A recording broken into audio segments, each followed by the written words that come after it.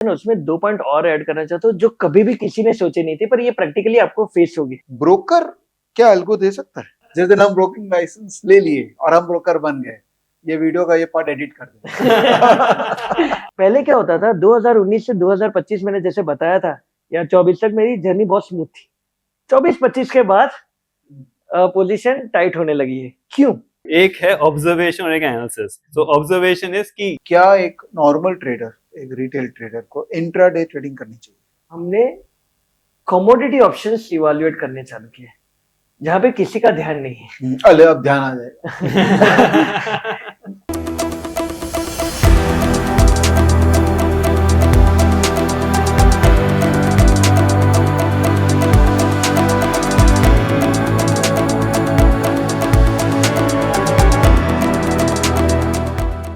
Face to face के एक और वीडियो में आपका स्वागत है दोस्तों, और आज हम लोग बात करेंगे ट्रेडिंग, एल्गो ट्रेडिंग की। यस दोस्तों, 2009 में ना पहली बार मैंने एल्गो ट्रेडिंग के बारे में जाना था, क्योंकि एक्सचेंज ने एक सर्कुलर रिलीज किया था कोलोकेशन पे। तब मुझे रियलाइज हुआ कि एल्गो ट्रेडिंग तो बहुत बड़ा चीज हो सकता है। 2010 में मैं कनाडा गया, मैं यूएस गया, और वहां मैंने स्टडी की कि वहां के लोग ऑटोमेटेड ट्रेडिंग कैसे करते हैं। वो जो मेरा एक ट्रिप था ना, वो मेरी सोच थी ना, उसने मुझे हेल्प किया अपने एल्गो ट्रेडिंग जर्नी को शेप देने में।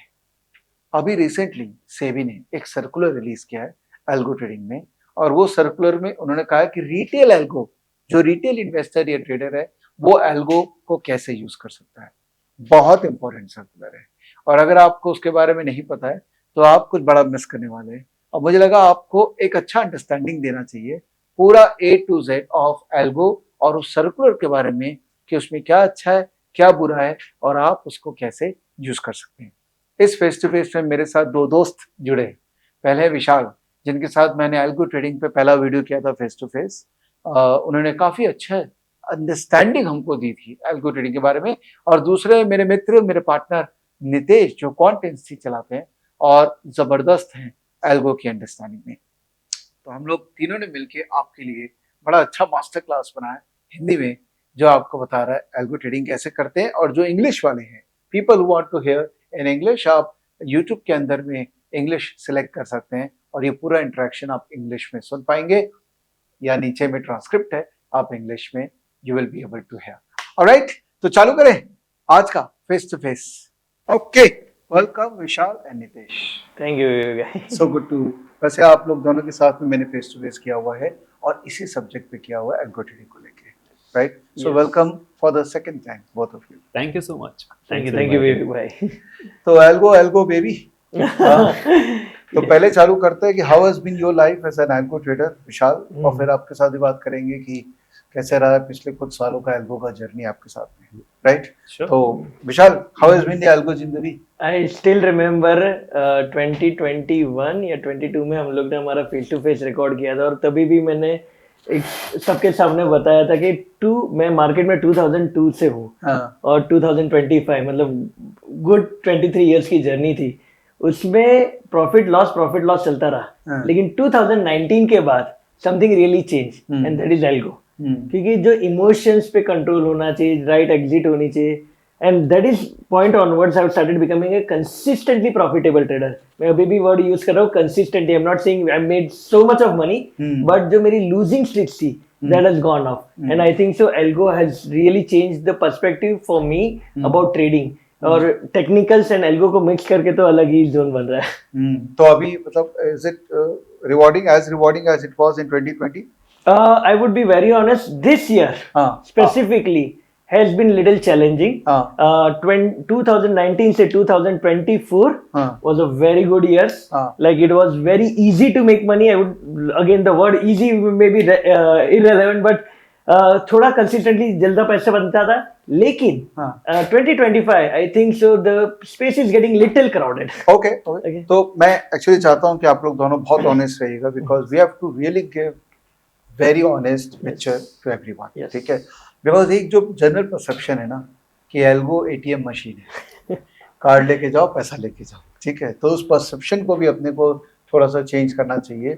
It is not as simple as it looks like, ठीक है? और अभी रिसेंटली सेबी की तरफ से और एनएससी की तरफ से एल्गो की गाइडलाइंस आई हैं रिटेल इन्वेस्टर के लिए, तो आई थिंक ये video is absolutely right time कि एक जो आम ट्रेडर है, एक रिटेल ट्रेडर है, रिटेल इन्वेस्टर नहीं यूज करना चाहता हूँ बिकॉज इन्वेस्टर के लिए शायद एल्गो ट्रेडिंग बनानी है, बट एक आम रिटेल ट्रेडर है उसको एल्गो ट्रेडिंग करना चाहिए नहीं करना चाहिए, आई थिंक इस क्वेश्चन का आंसर इस वीडियो में लास्ट तक मिल जाएगा। ठीक है, तो 2025 इज काइंड ऑफ टफ। क्या रीजन है, क्यों हो रहे टफ, ये सब अपने चर्चा करेंगे, that's the whole agenda today of discussion. But मैं एक बार नितेश के पास जाता हूँ। तो नितेश एल्गो ट्रेडिंग थोड़े ज्यादा टाइम से कर रहे हैं, आई थिंक 2009 से कर रहे हैं, और आप विजुअलाइज तो बहुत पहले से कर रहे थे जब आप MBA कर रहे थे 2006 से। तो एल्गो ट्रेडिंग तो आपके ऑलमोस्ट आपके खून के अंदर में ऑलमोस्ट। हाँ, इतना टाइम से कोई एल्गो ट्रेडिंग अगर सोच रहा है, समझ रहा है, कर रहा है, मतलब that has been the career journey entirely, मतलब पूरा का पूरा वही है, कुछ और वैसा नहीं है कि कुछ और किया फिर सोचा। एक दो साल ट्रेजरी में, बैंक ट्रेजरी वगैरह वो सब काम किया, but before that while studying also in the colleges, और उसके बाद में भी रहा तो यही है। तो यस, आप सही बोल रहे हो उस बात पे। तो नितेश, आप हैं IITian, ठीक है, और एक और परसेप्शन है कि ये जो मार्केट को अब तो सारे IITian से रूल कर रहे हैं। हाँ, कुछ कुछ नाम भी आए थे ना कि ये फर्म इतना पैसा कमा रही है, कुछ उस नाम में भी जाएंगे अपने बाद में, और उसने IIT में जाके किसी बच्चे को रिक्रूट किया, उसको 4-5 करोड़ का पैकेज दे दिया।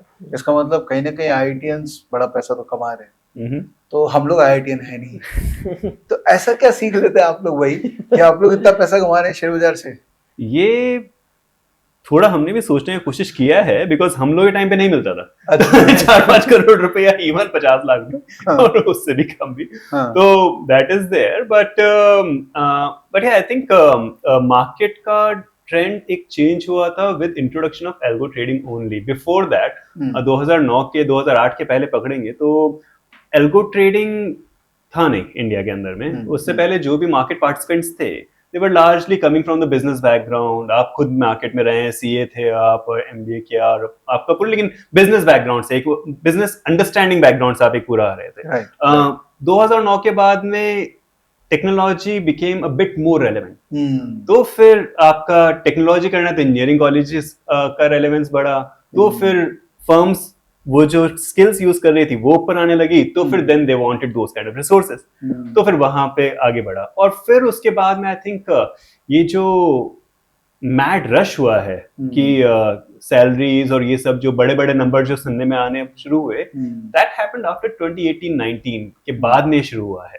एंड रीजन इज कि तब से एक इंडिया के अंदर में जो पार्टिसिपेशन हुआ है ना, वॉल्यूम पार्टिसिपेशन कह लीजिए, जो बड़ा है, मार्केट का साइज, मार्केट की depth, the kind of players who are there now, that all changed since 2018-2019. I'm not saying just because of COVID, it was already changing, right? There were many factors at play.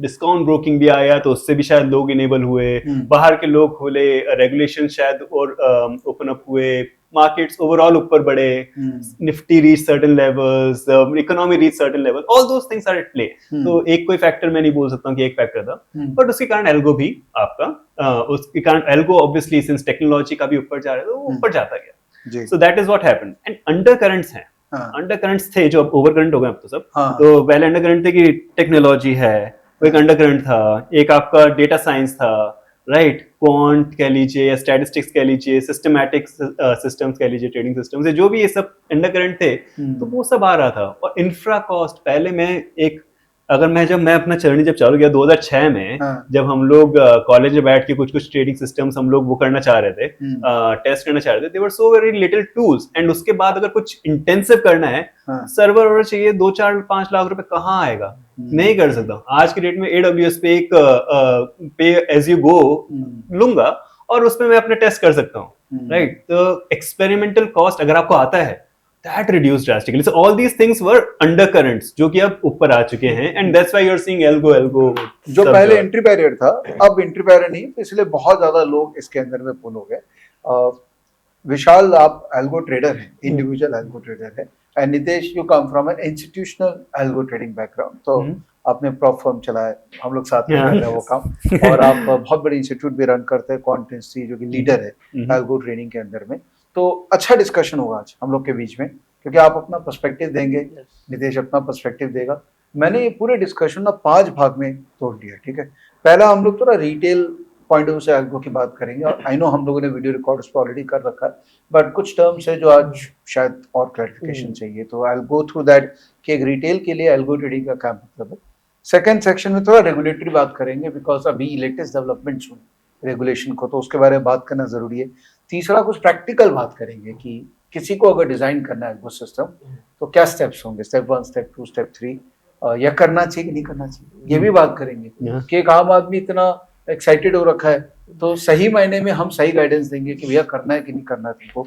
उसके बाद चौथा framework है कि अगर किसी को इसलिए business create करना है एल्गो का, खाली अपने आप में एल्गो ट्रेडर नहीं बन के उसको एक पूरा अपने अराउंड एक बिजनेस ऑक्यूपेशन बनाना है, तो वो कैसे कर सकता है। लास्टली रिटेल इन्वेस्टर का फ्यूचर क्या है, रिटेल ट्रेडर का फ्यूचर क्या है।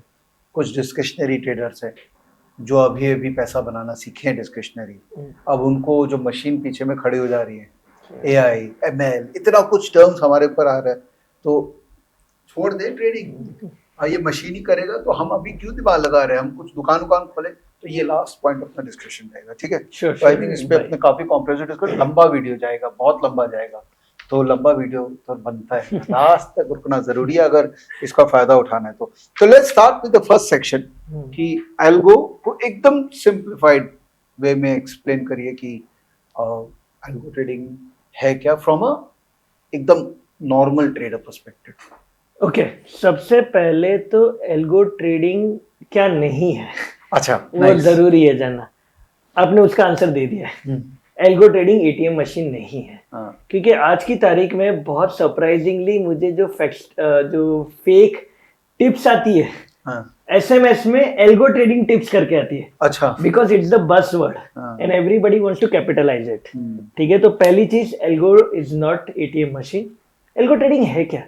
आज की तारीख में आप एक एज अ ट्रेडर हो, ठीक है, आपने कुछ डिसीजन देखे, आप ऐसे तो रैंडमली ट्रेड करोगे नहीं, आपने कुछ इंडिकेटर देखे, आपने कुछ प्राइस पैटर्न देखे, आपने कुछ इन्फॉर्मेशन देखी, उसके बेसिस पे आपने एक डिसीजन लिया, और डिसीजन के बाद आपने डिसाइड किया मैं इतनी क्वांटिटी खरीदूंगा, इतना कैपिटल डालूंगा, और उसमें मैं ब्रोकर का टर्मिनल फायर अप करके वो स्टॉक बाय करूंगा।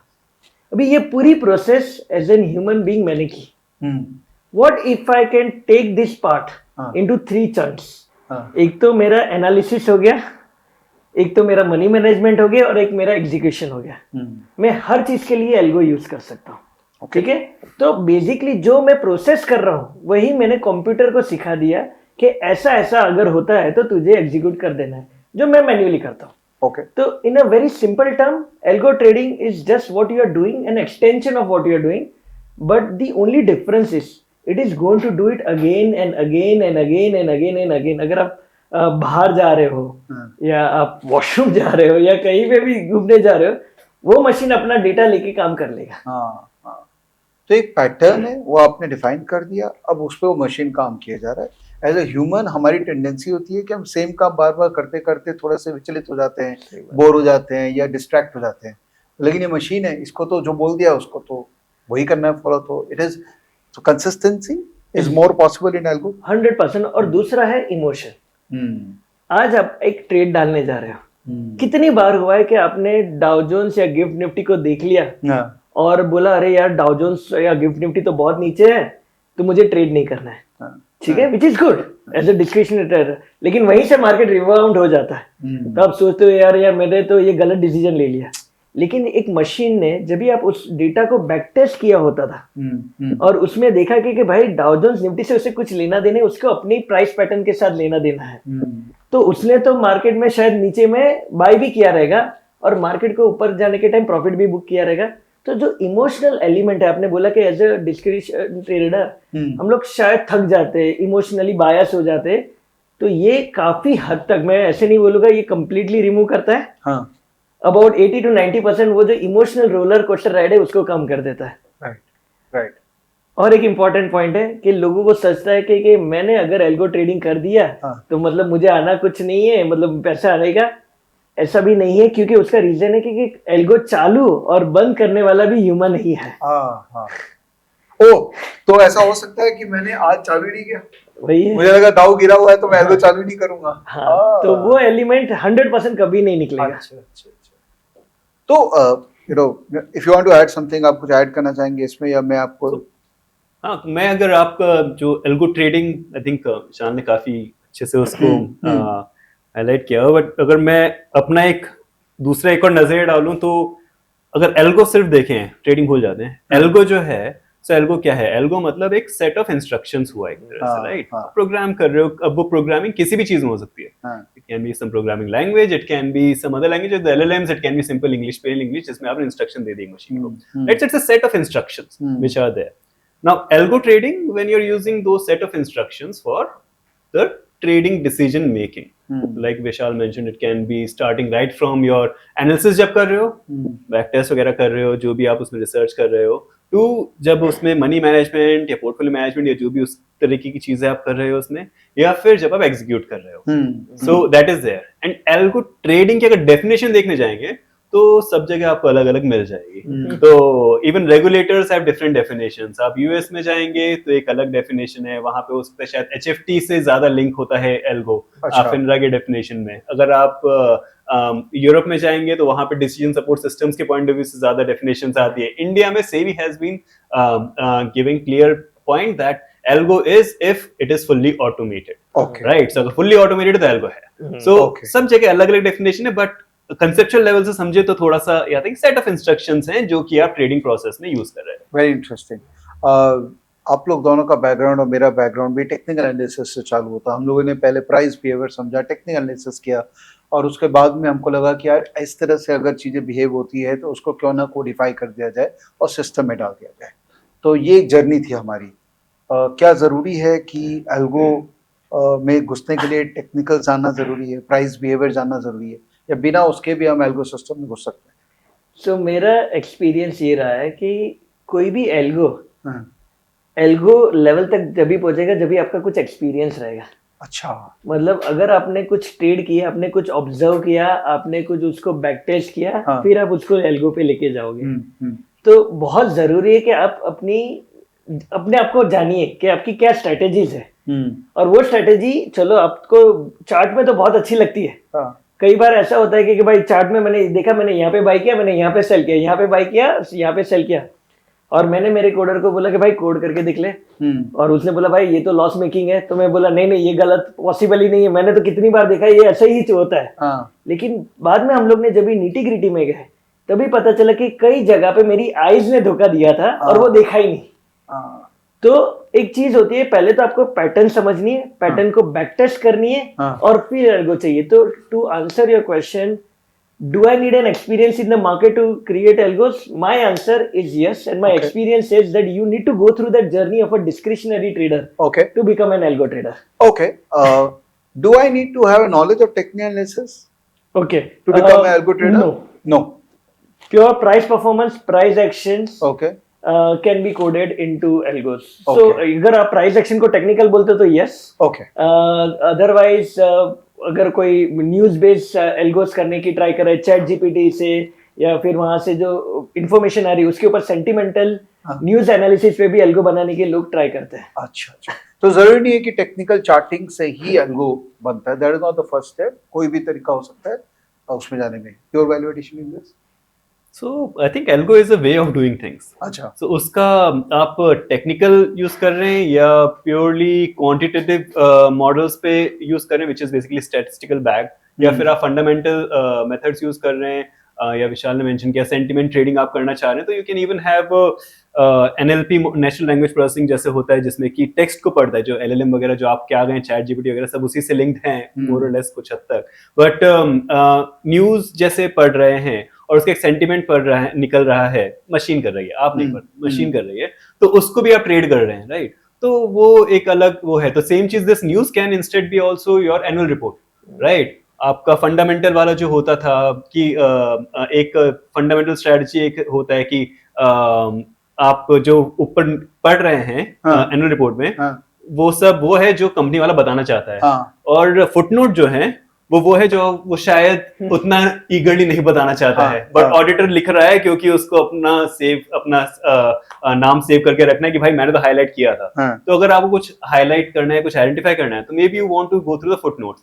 अब 300 पेज के एनुअल रिपोर्ट का, और इतनी सारी कंपनीज है, और हर 3 महीने में एनुअल रिपोर्ट नहीं तो रिजल्ट्स तो आते ही हैं, उसके साथ भी कमेंट्री आती है, तो ये सब मैनुअली करना बड़ा मुश्किल काम हो सकता है, बट आप एल्गो को यूज कर सकते हैं, एनएलपी मॉडल्स यूज कर सकते हैं, जहां पे पढ़ने को बोल दिया और बताया कि सेंटिमेंट क्या है, फुट नोट पे देखो और बताओ क्या है, and it might be a strategy. So I am just saying कि ये टेक्निकल हो या फंडामेंटल हो या क्वांट ड्रिवन हो, it can be anything. It can be anything. का मुझे इससे याद आ गया, मैं 2010 में जब एल्गो ट्रेडिंग वगैरह दुनिया में चालू हुई थी, इंडिया में चालू हुई थी, तो मैं गया कनाडा, मैं गया न्यूयॉर्क, और वहां पर मैंने थोड़ा जाके स्टडी किया कि भैया बाहर वाले लोग करते कैसे है ये, क्योंकि एल्गो ट्रेडिंग चालू हुई थी और हमने बनाया था बिल्कुल.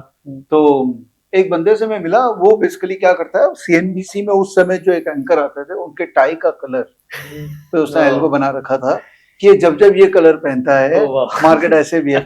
मे बी उसमें लॉजिक उसने ये दिया था कि he used to give signal to the big players. तो पॉइंट ये है कि किसी भी तरह का इंफॉर्मेशन को अगर हम डेटा में कन्वर्ट कर सकें तो उस पर एल्गो बन सकता है. जरूरी नहीं है कि प्राइस है. तो सेंटिमेंट कुछ भी उस समय बहुत ही रूडिमेंट्री वे में उसने सेंटिमेंट निकाला, yeah. पर अभी आप लोग एनएलपी और बारी हम लोग को डराने के लिए ये सब टर्म्स यूज कर रहे हैं. देखिए एनएलपी टेनएलपी सब आज डिकोड करूंगा इनसे. और वो जो चैट जीपीटी और ये सब ने ऑलरेडी इतना पॉपुलर हो गया है हाँ. कि वो बिना जाने ही लोगों ने समझ लिया है कि क्या कर रहे हैं. देखते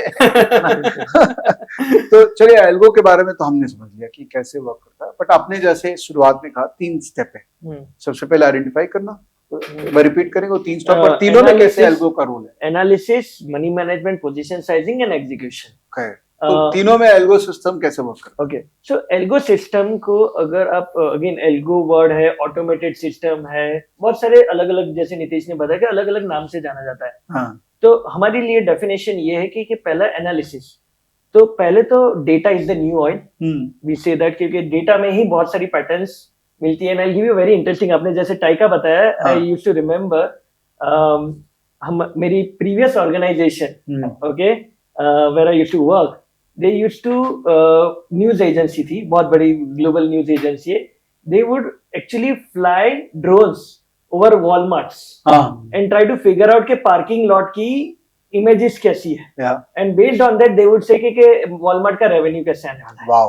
ओके, और मे बी क्रूड ऑयल के टैंकर जो फ्लाई होते हैं उनकी उसमें से देख के. वाओ. तो एक एनालिसिस का पार्ट हो गया. तो उसमें एज ए रिटेल ट्रेडर हम लोग क्या करते हैं, हम लोग पहले प्राइस एक्शन लेते हैं. ओके. और प्राइस एक्शन को हम लोग एक रूल्स डिफाइन करते हैं कि ये हुआ तो ये करेंगे, ये हुआ तो ये करेंगे. इसकी जरूरत क्या है?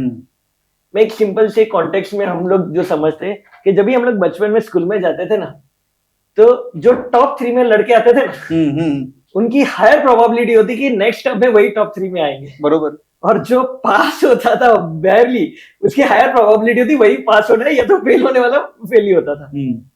अगर बैक टेस्ट में अगर कोई स्ट्रेटेजी ने परफॉर्म किया है, so there is a very high probability कि वो फ्यूचर में भी परफॉर्म करेगी. Not guarantee but higher probability. तो आपको एक मिल गई कि हाँ भाई ये स्ट्रेटेजी अच्छी है, पास्ट में अच्छा परफॉर्म किया है, अभी ये फ्यूचर में चल सकती है.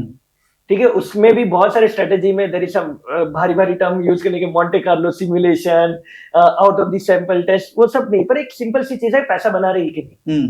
सेकेंड फेज में आगे अगर बना तो रही है, लेकिन मैं पैसा कैसे बनाऊं, तो मैं कितना अलोकेशन दूं उसको. ओके, तो एक वो लेवल पे आ जाता है कि मैं कितना अलोकेशन ये स्ट्रेटेजी में दूं और कौन सा अलोकेशन कौन सी स्ट्रेटेजी में दूं. तो वहां पे भी एल्गो का यूज होता है कि भाई कौन सी ट्रेंड फॉलोइंग स्ट्रेटेजी, कौन सी मीन रिवर्जन है. तो भाई मेरे को कोरिलेशन भी थोड़ा उल्टा चाहिए कि भाई मार्केट एकदम ऊपर जा रहा है तो ट्रेंड फॉलोइंग वाला मेरा अलोकेशन बढ़ जाए. अगर मार्केट मीन रिवर्ट हो रहा है या नीचे आ रहा है वापस ऊपर जाके, तो उसका अलोकेशन बढ़ जाए. तो वो पोजीशन साइजिंग क्या हो गया. वाओ. ये करने के बाद थर्ड स्टेप में आ जाता है सिंपल सा कि भाई ये सब तो हो गया, रूल्स डिफाइंड है, अभी पोजीशन साइज भी डिफाइंड है, अभी तुझे खाली एग्जीक्यूट करना है. वाओ. तो ये पूरा का पूरा फ्रेमवर्क है. नॉट नेसेसरली आपको सब करना है. आप डिस्क्रिशनरी ट्रेडर हो, आपको लग रहा है कि भाई व्यू मेरा बुलिश है, तो मुझे बुलिश व्यू को ट्रेड करना है, तो मैं डायरेक्टली एग्जीक्यूशन वाले पार्ट में ही चले जाऊं. तो आइदर ऑफ द थिंग्स आप एल्गो में यूज कर सकते. 3 कंपोनेंट है पूरे एल्गो जर्नी के अंदर में, जहां पर जरूरी नहीं है कि तीनों में ही ऑटोमेशन है. हो सकता है आपने पहला जो स्टेज है जहां पर आपने मैनुअली देखा और लगा कि हाँ ये तो वर्क करता है, और सेकंड इज बेसिकली एलोकेशन, उसको आपने ऑटोमेट कर दिया कि मुझे दिमाग नहीं लगाना पड़े कि अभी मुझे किधर एलोकेशन. बहुत अच्छा थॉट दिया. नितेश, अगर थोड़ा सा इंस्टीट्यूशनल एल्गो सेटअप की बात करें, ये तो एक बहुत ही देसी एल्गो सेटअप क्रिएट करने की बात होगी, राइट। अब थोड़ा बड़े बड़े लोग जो इंस्टीट्यूशन है, प्रॉप वाले हो गए या जो मिस्टर जैन स्ट्रीट टाइप हो गए जिन्होंने हाकार मचा रखा पूरे देश में, ये लोग क्या सोचते हैं, ये लोग कैसे डिजाइन करते हैं? आई थिंक ब्रॉडली देखेंगे तो प्रोसेस समवॉट सिमिलर है कि आपको एनालाइज करना है, फिर आपको मनी मैनेजमेंट और ये सब एस्पेक्ट्स को देखना है और एग्जीक्यूट करना है। So that remains pretty much the same, but tools change हो जाते हैं, किस तरह की चीजें यूज कर रहे हैं वो चेंज हो जाते हैं। अच्छा, राइट। सो आप स्टार्ट ऑफ जहां से करेंगे, आज जो डेटा है, राइट, आज नॉर्मल कोई अगर आप बैक टेस्ट करने की बात कर रहे हैं, आप कोई बेसिक टूल यूज कर रहे हैं, जो भी कर रहे हैं, तो उसमें आप मिनट लेवल डेटा कर रहे हैं, सेकंड लेवल डेटा कर रहे हैं, वो बहुत छोटा डेटा होता है। वो साइज जो होता है बहुत छोटा होता है, वो शायद एमपीज एक दिन का 1 GB भी नहीं होगा, 100 MB पे पहुंच गया तो बड़ी बात है। फॉर द होल मार्केट अगर वो सिर्फ उसकी बात कर रहे हैं तो वो जो डेटा जो आ रहा है 1 मिनट का तो, और सेकंड का भी होगा तो भी बहुत ज्यादा नहीं होने वाला है।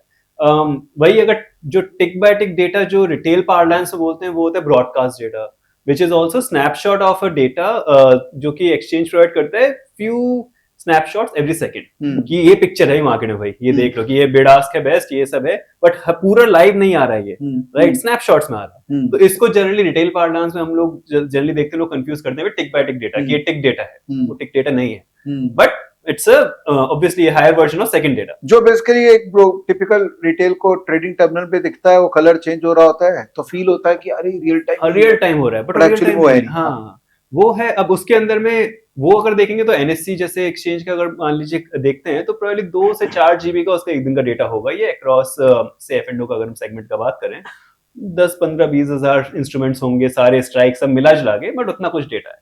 Not tick by tick data वो होगा जब एक every tick is coming to you, ठीक है, उसके अंदर में वो एक्सचेंज स्नैपशॉट नहीं दे रहा है, ये बोल रहा है कि अच्छा ये ऑर्डर अपडेट हुआ, ये कैंसिल हुआ, ये हुआ, तो वो आपके पास में आ रहा है। वो एक दिन का 100 GB तक चला जाता है डेटा, बहुत सारा डेटा है, उसका एनालाइज करने के लिए आप अगर बेसिक अपना सिस्टम यूज करेंगे तो वो कर नहीं पाए, right. So that is one.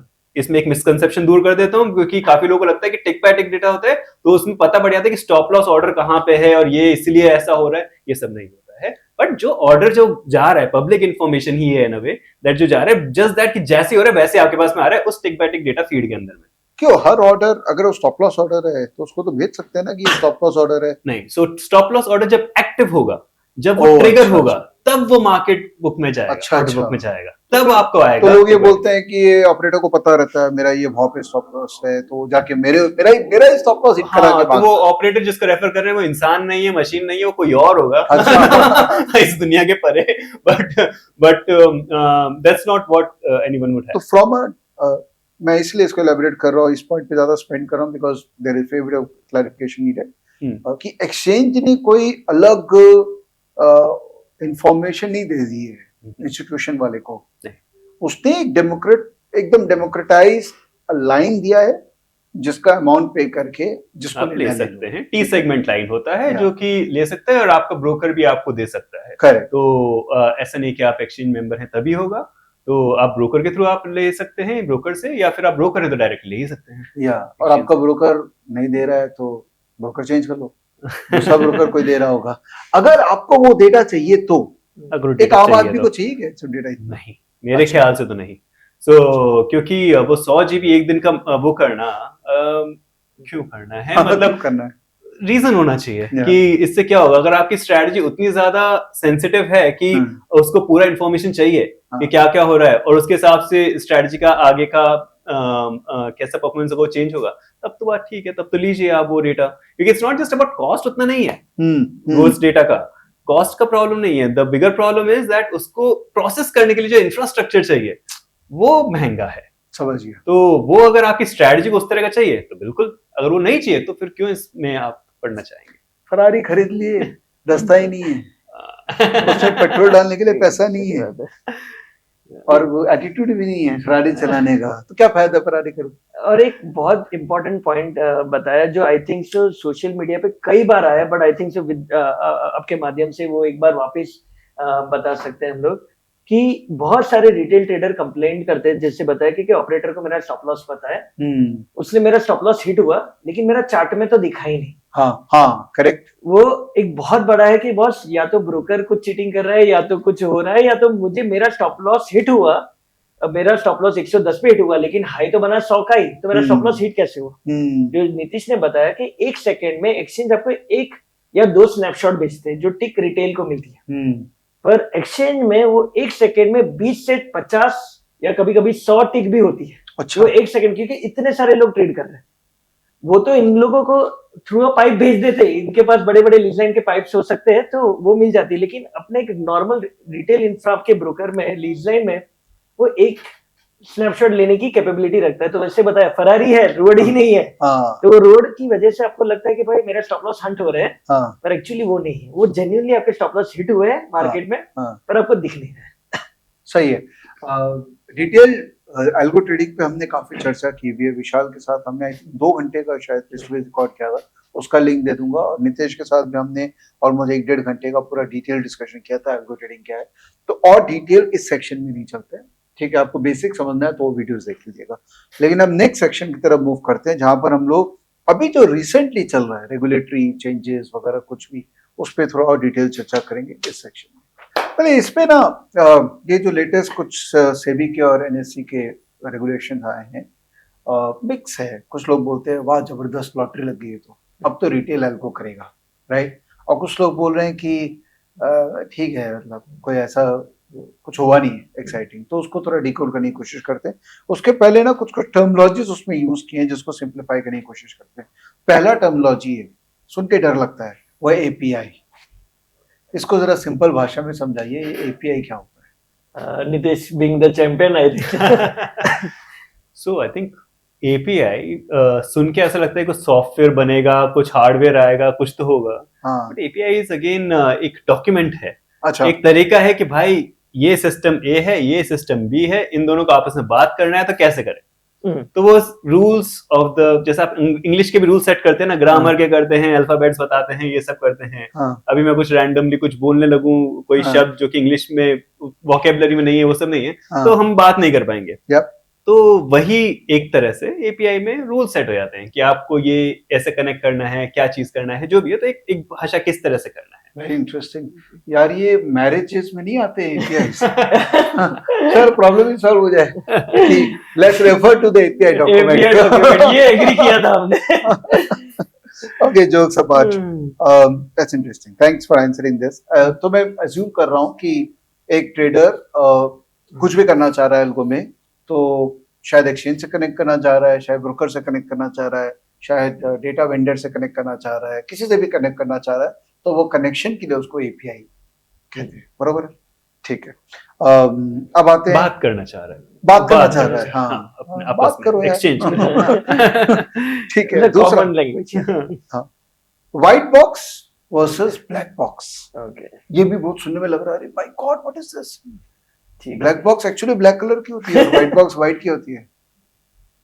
I think better है ब्लैक हो तो, बट ऐसा कुछ जरूरी नहीं। So what's the difference? So जो इसको कि व्हाइट बॉक्स ब्लैक बॉक्स, ये थोड़ा बहुत अलग अलग चीजों में अलग अलग तरह से यूज होती है टर्मिनोलॉजी, तो मैं I'll keep it purely from the perspective जहाँ पे सेबी ने जब ये जहाँ पे यूज किया सर्कुलर में, तो उनका क्या मीनिंग है। सो व्हाइट बॉक्स उन एल्गोस को बोल रहे हैं जिसके अंदर में एल्गो का लॉजिक क्या है वो नॉर्मल भाषा में लिखा हुआ है, बताया है, उसका जो कोड है वो क्लियरली दिया हुआ है, and that is expose to the end user कि भाई ये है, ये व्हाइट बॉक्स है, राइट। सो वो उन एल्गोस को व्हाइट बॉक्स कह रहे हैं कि ये स्ट्रैटेजी है, ये करेंगे, राइट। सो जहां पे कोड वगैरह सब कुछ दिया हुआ है, विजिबल है टू द एंड यूजर। अच्छा, लॉजिक पता है क्या कर रहे हैं, ये स्ट्रैटेजी कैसे कर रहे हैं। That's interesting. तो कोड भी दे दिया, कोड भी देगा कि सब कुछ तेरे को दे दिया, आप तो आपके सामने है, और आप ये एल्गो डायरेक्टली यूज कर सकते हैं। अगर वो व्हाइट बॉक्स एल्गो बना हुआ है तो आप, या फिर उसको चेंज करके कर रहे हैं तो वो बात अलग हो गई, तो एक अलग उसमें जाना होगा।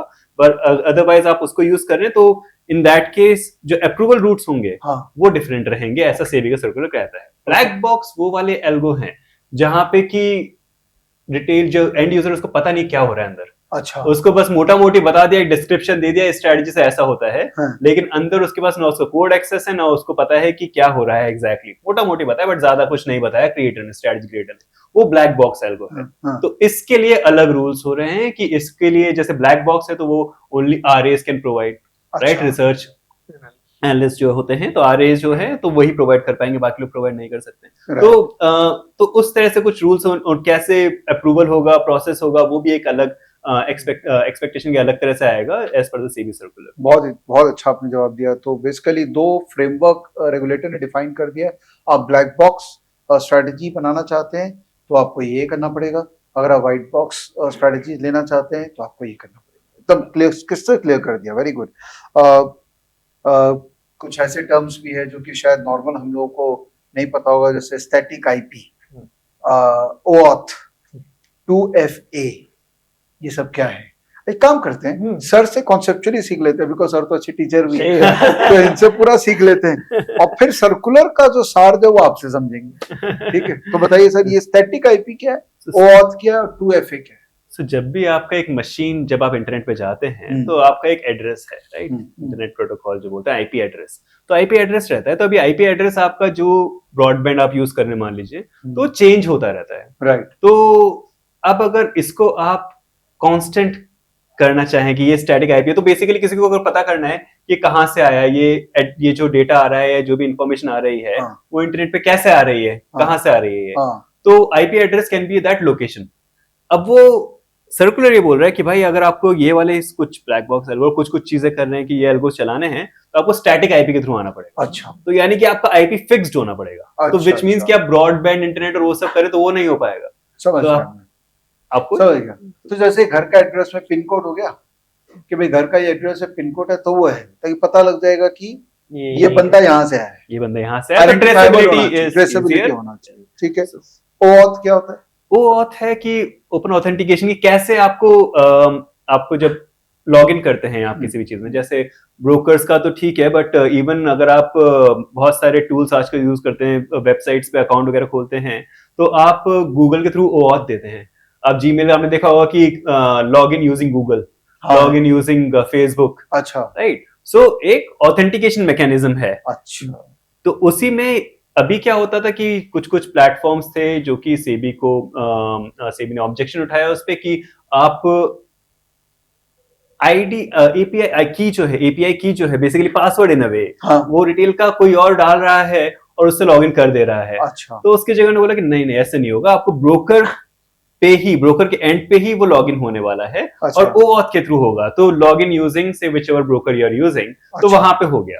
तो नाउ कंट्रोल हो गया है कि जिसके पास ब्रोकर एक्सेस है वही कर रहा है। Okay, right. सो ब्रोकर से लॉगिन जो हो सकता है, जैसे आपको अगर अपना चैट जीपीटी का अकाउंट खोल रहे हैं और उसमें गूगल जीमेल के थ्रू आप रजिस्टर कर रहे हैं, तो अगर आपके पास जीमेल एक्सेस नहीं है आपका, तो आप नहीं कर सकते। तो यहाँ पे एक तरह से ब्रोकर के अराउंड सेंट्रलाइज कर दिया सेबी ने कि भाई ओऑथ है तो ये एक्सेस हो रहा है, तो ब्रोकर का एक्सेस जिसके पास है उसी के पास ही है। अब अगर आपने ब्रोकर का एक्सेस किसी और को दे दिया तो बात ही अलग है, फिर तो वो तो आपने फिर अलग लेवल। क्या मैं मान सकता हूँ कि एक लेवल ऑफ सिक्योरिटी ऐड हो गई है कि कोई भी एक हो सकता है इंटेंशनली मैंने किसी और को दे दिया वो, और पता है कि ये गलत करेगा तो करेगा, मैं क्या करूं, मैंने दे दिया। एक होता है कि भाई गलती से कोई और के पास चला गया एक्सेस, तो ये करने से एक लेवल ऑफ सिक्योरिटी और बढ़ गई है, क्योंकि ब्रोकर लेवल पे अगर चीजें हो रही है तो वो ज्यादा सिक्योर होने की पॉसिबिलिटी है। ब्रोकर एक डायरेक्टली सेबी के अंडर रेगुलेटेड एंटिटी, वही तो ब्रोकर लेवल पे तो थोड़ा सिक्योरिटी की पॉसिबिलिटीज है। और 2FA is two factor authentication, जो कि काइंड ऑफ ओटीपी आपका जैसे जब देते हैं लॉगिन करने पासवर्ड के अलावा, अब आपका मोबाइल से या किसी ऐप से वो भी एक ऑथेंटिकेट आपको करना पड़ेगा, कंफर्म करना पड़ेगा मैं ही हूं ये। परफेक्ट है। तो अब थोड़ा विशाल के पास चलते हैं। विशाल, ये जो पूरा सर्कुलर का सार है, रेगुलेटरी सर्कुलर आ रहा है, अब ये सारे हमने डेफिनेशन कर दिया, अब इनको आप कनेक्ट करके बताइए कि क्या हुआ है और क्या नहीं हुआ है। श्योर।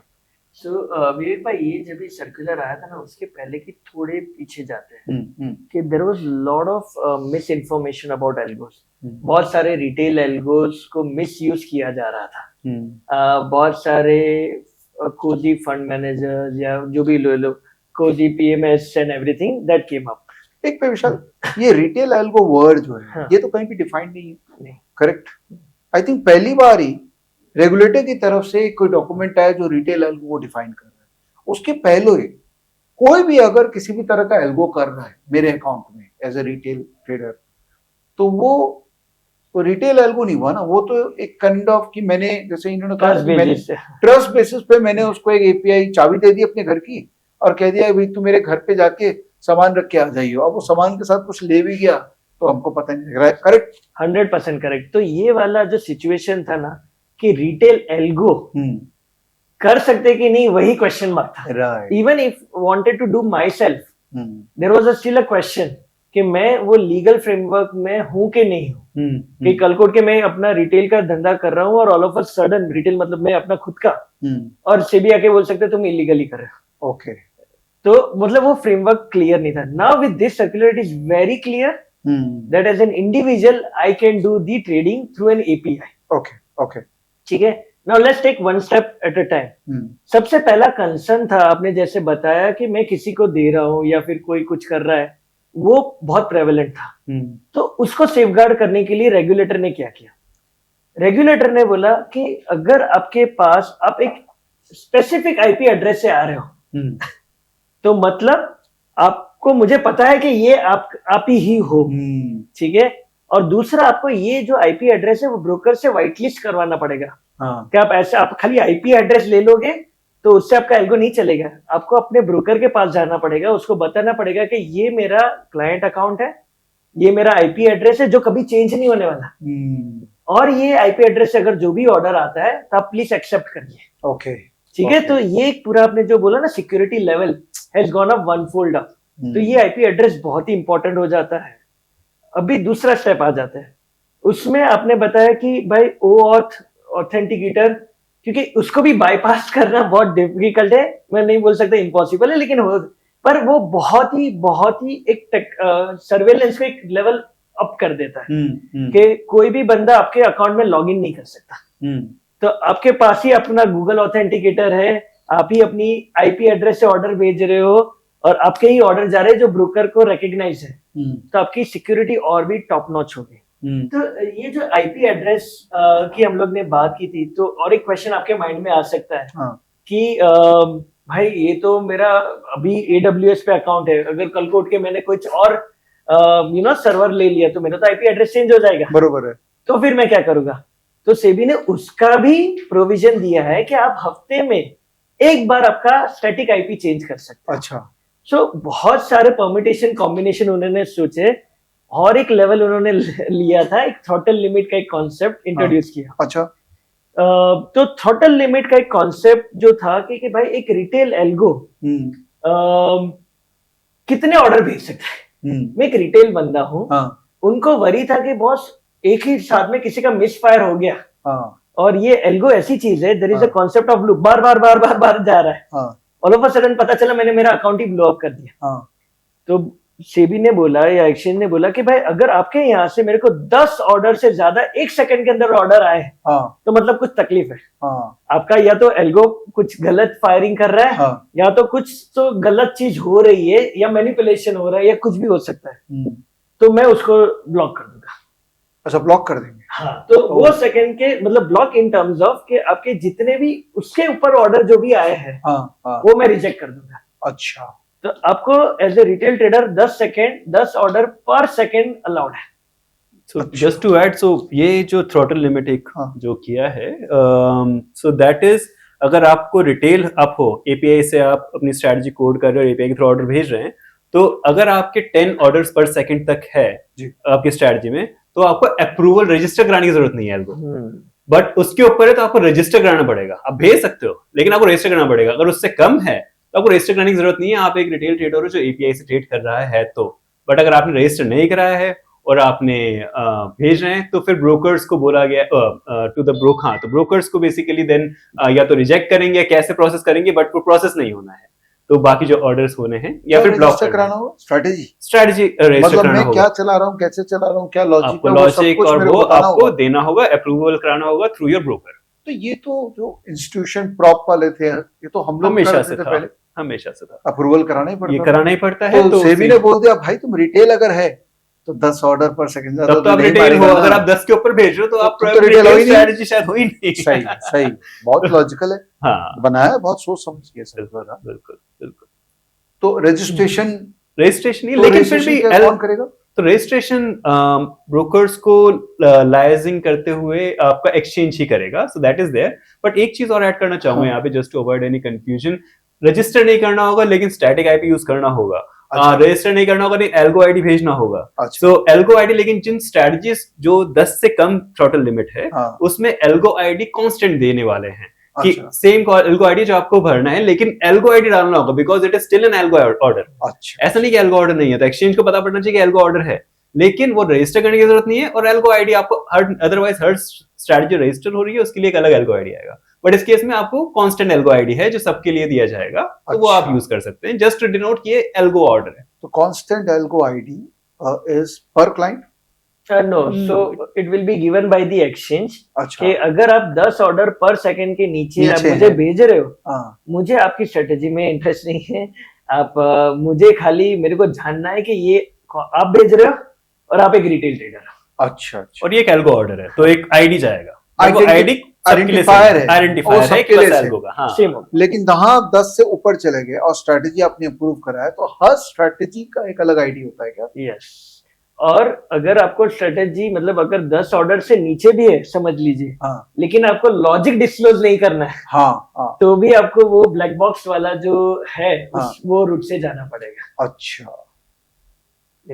तो व्हाइट बॉक्स और ब्लैक बॉक्स, व्हाइट बॉक्स के अंदर में ब्रोकर स्ट्रेटेजी बना के देगा, आप उसको सब्सक्राइब करेंगे, और टिपिकली ब्रोकर जो है वो 10 ऑर्डर पर सेकंड से ज्यादा का स्ट्रेटेजी होगा ही नहीं, नहीं, so क्योंकि ब्रोकर बना रहा है ना वो। नहीं, तो व्हाइट बॉक्स का ब्रोकर से ऐसा कुछ ज्यादा लिंक नहीं है कि ब्रोकर प्रोवाइड होगा तो कौन व्हाइट बॉक्स करेगा हो गया। strategy? कोई भी हो सकता है, वो या तो एल्गो प्रोवाइडर हो सकता है या रिटेल खुद हो सकता है जो खुद बना रहा है, बट ठीक है वो किसको ही देगा, डिस्क्लोज करेगा, या हाँ। फिर ब्रोकर दे रहा है। तो व्हाइट बॉक्स स्ट्रेटेजी ब्रोकर भी दे सकता है और कुछ एल्गो प्रोवाइडर भी दे सकता एल्गो है। प्रोवाइडर भी। हाँ। ये क्या नया कॉन्सेप्ट है? एल्गो प्रोवाइडर वो है जो कि क्रिएट कर रहा है और रिटेल एज ए रिटेल में कंज्यूम कर रहा हूँ उसकी स्ट्रेटजी, राइट। सो बनी बनाई स्ट्रेटजी है, अब मैं कंज्यूम कर रहा हूँ। आज की डेट में भी कुछ कुछ शायद जगह पे होता है जहाँ पे कि वो एक क्लीन एरिया तो नहीं था मेरी समझ में, हाँ। बट लोग यूज कर रहे थे जहाँ पे स्ट्रेटजी बनी हुई है, किसने बना दी है और लोग उसके थ्रू ऑर्डर भेज रहे हैं, ब्रोकर एपीआई कनेक्ट करते हुए। अच्छा। तो सेबी का ये जो पूरा ये आया है, ये उन सब चीजों को भी टैकल करने की एक कोशिश है, दैट एक फ्रेमवर्क दिया जाए जिससे कि प्रॉपर रेगुलेटेड वे में काम हो, कोई भी कुछ भी ना कर दे, फ्रंट रनिंग वगैरह कुछ भी हो सकता है इस सब में। तो इसके अंदर में क्या है कि एल्गो प्रोवाइडर हो गए जो लोग क्रिएट कर रहे हैं एल्गो स्ट्रेटजी और दे रहे हैं। अब अगर आप एज ए रिटेल, थोड़ा मैं डिटेल में जा रहा हूँ इसमें, डीप में ऑफ द सर्कुलर, बट अगर आप एज ए रिटेल किसी सॉफ्टवेयर फर्म को या सॉफ्टवेयर डेवलपर को बोलते हो कि मेरे लिए स्ट्रेटजी बना के दे, और मैं वो ट्रेड कर रहा हूँ और वो 10 ऑर्डर्स पर सेकंड के नीचे है, वो स्टिल एज ए रिटेल वाला ही जाएगा, which is Which black is- box तो। No without registering, you do not need to register, Okay. Right. So एक ये चीज हो गया। थोड़ा सा डीप में जा रहा हूँ बिकॉज बहुत सारी चीजें हैं सर्कुलर के अंदर में, थोड़ा इंपॉर्टेंट आता है टू अवॉइड कंफ्यूजन हाँ। इसके अंदर में। बट अगर वैसा नहीं है, it's someone else who is creating the strategy, आपके लिए नहीं बना रहा है वो, बट उसने बनाई है और आप कंज्यूम करने जा रहे हो उसे किसी प्लेटफॉर्म पे, कहीं पे भी, ब्रोकर के एंड पे, किसी और एल्गो प्लेटफॉर्म पे, तो उस केस में वो एक एल्गो प्रोवाइडर हुआ। अब वो एल्गो प्रोवाइडर अगर अपना कोड एक्सपोज किया आपको, तब तो व्हाइट बॉक्स हो गया। तो उसके लिए अलग तरह का स्ट्रेटजी अप्रूवल मेथड है, स्ट्रेटजी अप्रूवल फिर भी रहेगा बट अलग तरह का रहेगा। फास्ट ट्रैक बोला है सेबी ने अपने सर्कुलर में फरवरी वाले कि वो फास्ट ट्रैक करेंगे उस चीज को, और अगर उसने कोड नहीं बताया है और आप वो कंज्यूम करने आ रहे हो तो ब्लैक बॉक्स है, तो उसके लिए उस एल्गो प्रोवाइडर को के पास में रिसर्च एनालिस्ट लाइसेंस होना जरूरी है। सो बेसिकली जरूरी नहीं है कि व्हाइट बॉक्स स्ट्रेटेजी 10 ऑर्डर पर सेकंड से कम होगा। व्हाइट बॉक्स स्ट्रेटेजी भी 10 ऑर्डर 10 से के ऊपर ज्यादा हो हो सकती सकता है। अगर उसके ज्यादा हुआ तो आपको अप्रूवल लेना पड़ेगा, even though it's a white box strategy which is a standard strategy. So मैंने बनाया, मैं एल्गो प्रोवाइडर हूँ, मैंने एक व्हाइट बॉक्स स्ट्रेटेजी बनाया जो 12 ऑर्डर पर सेकंड करती है, और मेरे 100 क्लाइंट है, तो 100 के 100 क्लाइंट को अप्रूवल लेना पड़ेगा। नहीं, ऑल दो स्ट्रेटेजी सेम है। नहीं, आपको 100 को नहीं लेना है, उन्होंने एक ले लिया, फिर वो अपने रिटेल 100 अच्छा, क्लाइंट को अच्छा। दे सकता है। अच्छा, तो क्लाइंट लेवल पे फिर आईडी नहीं जनरेट हो रहा ना। यस, सो इसमें 3 तरह से समझिए, एक है क्लाइंट क्रिएटेड एल्गो, एक है algo provider created algo, platform created algo, तीसरा है ब्रोकर प्रोवाइडर। अच्छा ठीक है, 3 लेवल पे। ठीक है। पहला वाला हमने डिस्कस किया कि वो स्टैटिक आईपी और ये सब करेगा, 10 के ऊपर है नीचे है, वो सब चीजें एक हो गई। Absolutely. और उसके अंदर ये भी है कि आप अभी किसी से आउटसोर्स करा के बनवा रहे हो, बट अपने अकाउंट में रन करने वाले अपने लिए ही और अपनी फैमिली के लिए ही, तब तक वो उसमें उस दायरे में आ रहे हैं, तो एक Fair अलग enough. हो गया। दूसरा हो गया कि ब्रोकर या वेंडर क्रिएट कर रहे हैं, तो अगर वेंडर Vendor की क्रिएट बात कर रहे हैं, करते अगर वेंडर क्रिएट कर रहे हैं तो वेंडर में वहां पे एल्गो प्रोवाइडर्स होंगे, क्योंकि वेंडर एक प्लेटफॉर्म है, बट वहां पे एल्गो कौन दे रहा है, किसके पास ओनरशिप उसका, हाँ, तो वो अगर ब्लैक बॉक्स दे रहा है तो उसको आरे होना पड़ेगा, एंड अच्छा। They can get the approval for the strategy, right, और वो अप्रूवल ले लिया उस स्ट्रेटजी का, तो that approval is valid across brokers okay, got और इट, अक्रॉस क्लाइंट्स। तो जो भी क्लाइंट इसे यूज कर रहा है तो वो ब्रोकर के एंड से उससे चला जाएगा। बरोबर है। So that is algo provider अगर बना रहा है तो which is for the your black box white box जो भी strategy है तो वो रहेगा। ठीक है, ये इसके एल्गो अंदर में- प्रोवाइडर रजिस्टर होंगे कहीं पे? एल्गो प्रोवाइडर रजिस्टर होना पड़ेगा, तो कोई भी एल्गो प्रोवाइडर प्लेटफॉर्म है, एल्गो प्रोवाइडर है, सबको एमपैनल तो होना ही है एक्सचेंज के साथ में। समझ गया, ठीक है, एमपैनल होगा, अब वो अगर ब्लैक बॉक्स स्ट्रेटजी दे रहा है तो उसे आरए भी होना होगा। अच्छा, एंड इसके अंदर में ये थोड़ा सा इंटरप्रिटेशन ओपन है, शायद मैं जितना पढ़ा अभी तक उसके हिसाब से जो समझ में, विच इज कि अगर एल्गो प्रोवाइडर प्रोवाइड कर रहा है स्ट्रेटजी तो उसके अंदर 10 से कम भी है ऑर्डर पर सेकंड है तो भी मेरी समझ में अप्रूवल लगेगा, क्योंकि वो जो सर्कुलर बात कर रहा है कि 10 के नीचे वो सिर्फ क्लाइंट क्रिएटेड एल्गोज हैं जिसके लिए अप्रूवल नहीं है, बट अगर अच्छा। वेंडर प्रोवाइडेड या ब्रोकर प्रोवाइडेड एल्गोज हैं तो उसमें 10 के नीचे भी है तो भी अप्रूवल स्ट्रेटजी को रजिस्टर कराना पड़ेगा। पर ये आपका इंटरप्रिटेशन, ये मेरा इंटरप्रिटेशन है जो पढ़ के जो मेरे को समझ में आता ठीक है, इसमें। ठीक है, Yeah. Fair enough. ये तो हो गया एल्गो प्रोवाइडर अगर कोई है जो कि एक थर्ड पार्टी सर्विस प्रोवाइडर है, ऐसे बहुत लोग होंगे अभी जो नए भी होंगे तो और नए लोग इमर्ज होंगे इसके अंदर पे। ब्रोकर क्या एल्गो दे सकता है रेडीमेड स्ट्रेटजीज खुद भी? ब्रोकर खुद भी दे सकता है, ब्रोकर आज की डेट में भी दे सकता है। इनफैक्ट हम लोग के खुद के जो क्लाइंट्स हैं, कुछ जो इंस्टीट्यूशंस हैं, तो उन वो प्लेटफॉर्म यूज करते हैं, उनका as a in house platform अगर रहता है तो वो लोग ऑफर करते हैं अपने क्लाइंट्स को, रेडी टू यूज स्ट्रेटजीज भी देते हैं, but although strategies are approved by the exchange. Exchange से एम्पैनल होता है, एल्गो आईडी अलॉट होता है स्ट्रेटजी को, और उसके बाद वो ऑफर होता है, and client can not change the algo. तो ये सब रहता है, अगर चेंज किया तो वापस अप्रूवल के लिए जाना होगा। तो समझ ये गया। आज भी सिस्टम्स है, और आज भी ये जो broad guidelines in algorithmic trading 2012 जो सर्कुलर था, जो master circular in a way for algo trading in India, तो वो सेबी का, तो वो ऑलरेडी ये चीजें बताता है पूरा डिटेल में क्या करना है, कैसे करना है। जस्ट दैट ये जो एपीआई वाला जो एंगल आया था ना, कि ये क्योंकि उस टाइम पे एपीआई 2012 में stock brokers were not offering API to their retail client, वो सब था नहीं, एनएसई देता था नॉन नीड फ्रंट एंड और वो सब जो अलग अलग चीजें होती थी, तो वो था, तो उसके लिए वो सर्कुलर में ऑब्वियसली क्लियर कट डायरेक्शंस नहीं दिए हुए थे, तो इसलिए एक क्वेश्चन मार्क था यहाँ पे। तो आज वो चीज ये सर्कुलर वो एड्रेस करता है दैट अगर एपीआई एक्सेस ले रहा है, रिटेल को अगर ले रहा है तो कैसे करना है, अगर ये प्रोवाइड करे तो कैसे करना है, तो दैट्स इट। बट आपका सवाल का आंसर के लिए कि ब्रोकर ऑफर कर सकता है, बिल्कुल कर सकता है, और ब्रोकर ने अगर अप्रूवल लिया हुआ है स्ट्रेटजी के लिए तो वो उसके सारे क्लाइंट्स के लिए एप्लीकेबल रहता है। सही है। तो just to summarise from a normal trader perspective, कि अगर मैं प्रोफेशनल ट्रेडर हूं और मैं एपीआई यूज करना जानता हूं तो मैं पहला कैटेगरी हो गया, उसमें मेरे को समझना पड़ेगा कि मैं ब्लैक बॉक्स कर रहा हूं कि व्हाइट बॉक्स कर रहा हूं, अकॉर्डिंगली मैं ब्रोकर के थ्रू जाके ट्रेड मार सकता हूँ, ठीक है।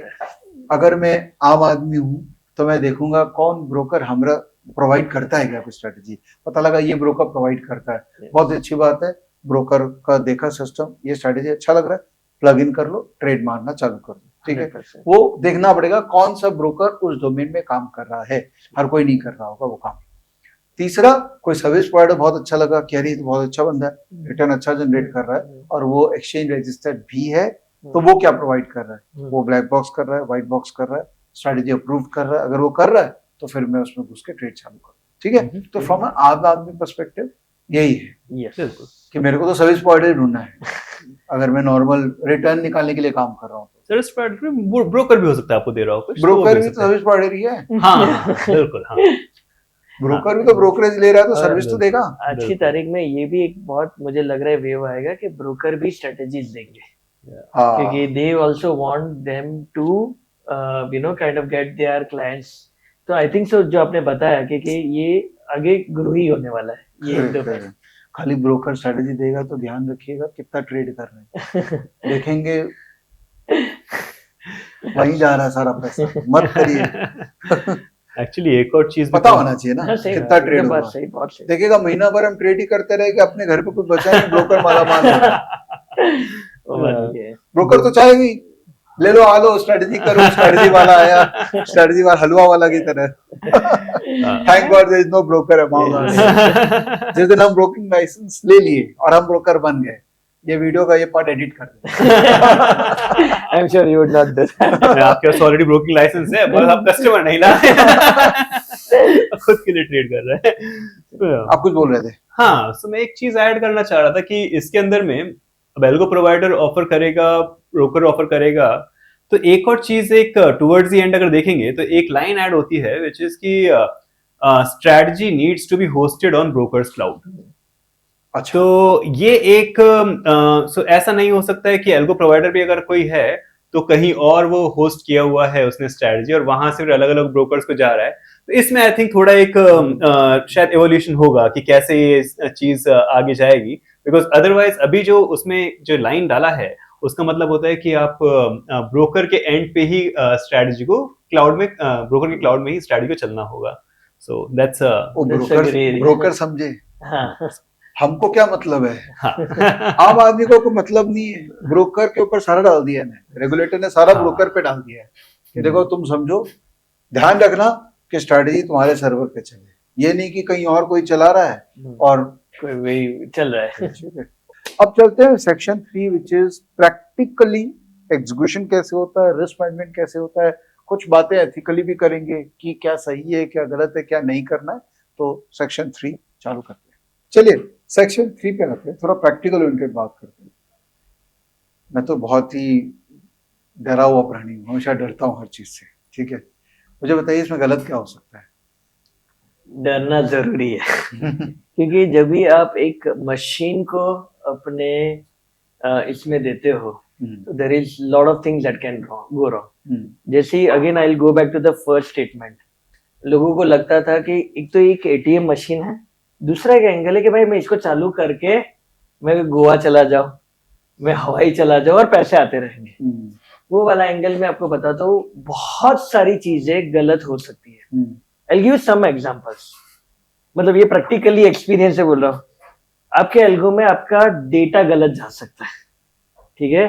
डेटा अगर सही आ गया तो आपके स्ट्रेटेजी में कुछ लॉजिक लिखे हैं वो गलत हो सकता है। अगर स्ट्रेटेजी के लॉजिक करेक्ट है, आपने जब भी ऑर्डर फायर किया आपके ब्रोकर के यहाँ पे, आपका इंटरनेट डाउन हो सकता है। आपका ये सब तीनों सही है, आपका ब्रोकर के पास ऑर्डर चला गया, ब्रोकर से एक्सचेंज की जो कनेक्टिविटी है वो डाउन हो सकती है। आप देख सकते हो कि कहीं पे भी ये चीज फेल हो सकती है, ठीक है। तो ऐसा नहीं कि एल्गो में आपने एल्गो चालू कर दिया और आप भूल जाओ, नहीं। जैसे कि एक एयरप्लेन उड़ता है तभी एक पायलट की जरूरत होती है जो लैंडिंग, टेक ऑफ और टर्बुलेंट वेदर में वो मैन्युअली लेता है। बाकी की जो लॉन्ग डिस्टेंस फ्लाइट में वो ऑटो पायलट करके आराम से बैठा रहता है। एल्गो वही है, जब भी मार्केट ओपनिंग होती है तभी इतने सारे ऑर्डर आते हैं, या तो आपने कोड चेंजेस किए हुए, बहुत कुछ गलत हो सकता है मॉर्निंग में, तभी आपको स्क्रीन के सामने होना है। फिर मार्केट थोड़ा स्टेबल होगा, ठीक है, लेकिन जब भी मार्केट खत्म होने वाला है तभी भी बहुत सारी चीजें गलत हो सकती है। तो मतलब ये एक्सपीरियंस है, एक गलत हो सकता है। मतलब आपको ये चीज का बहुत ध्यान रखना है कि एल्गो मतलब not set it and forget it. तो एक चीज ये है। दूसरा है कि misfiring of algo is a very big problem in algos. तो आपके लॉजिक को छोटी क्वांटिटी से चेक कीजिए कि भाई मैंने जो लॉजिक नए लिखे हैं, क्योंकि ये जो टेक्नोलॉजी टर्म में एक लूप वर्ड यूज होते हैं और हमारे साथ भी हुआ है ये कि मेरे ऑर्डर बार बार जा रहे हैं और पता चला मेरा अकाउंट का जितना भी पार्ट था मैंने ये कर दिया। तो उसमें लकीली ब्रोकर के आरएमएस बहुत स्ट्रांग है, ये थ्रॉटल लिमिट बहुत काम में आती है। तो ये दो इंपॉर्टेंट चीज है मेरे माइंड में, ठीक है, आपको एक ध्यान रखना है। ओके, ठीक है।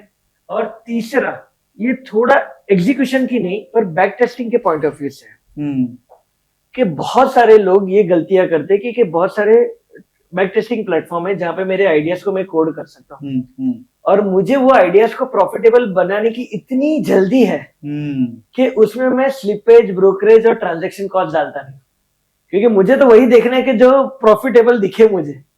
तो मैं फिर सब अजम्पशंस लगाना चालू कर देता हूँ कि भाई ये कितना ब्रोकरेज लगेगा, कितना ट्रांजैक्शन कॉस्ट लगेगा, और वो जेन्युइन है। तो जब भी आप बैक टेस्ट में वो जैसे ही डालते हो तो वो जो प्रॉफिटेबल स्ट्रेटेजी एक्चुअली नेगेटिव हो जाती है। तो ये दो चीज एज एन एल्गो ट्रेडर आपको बहुत ध्यान रखना है।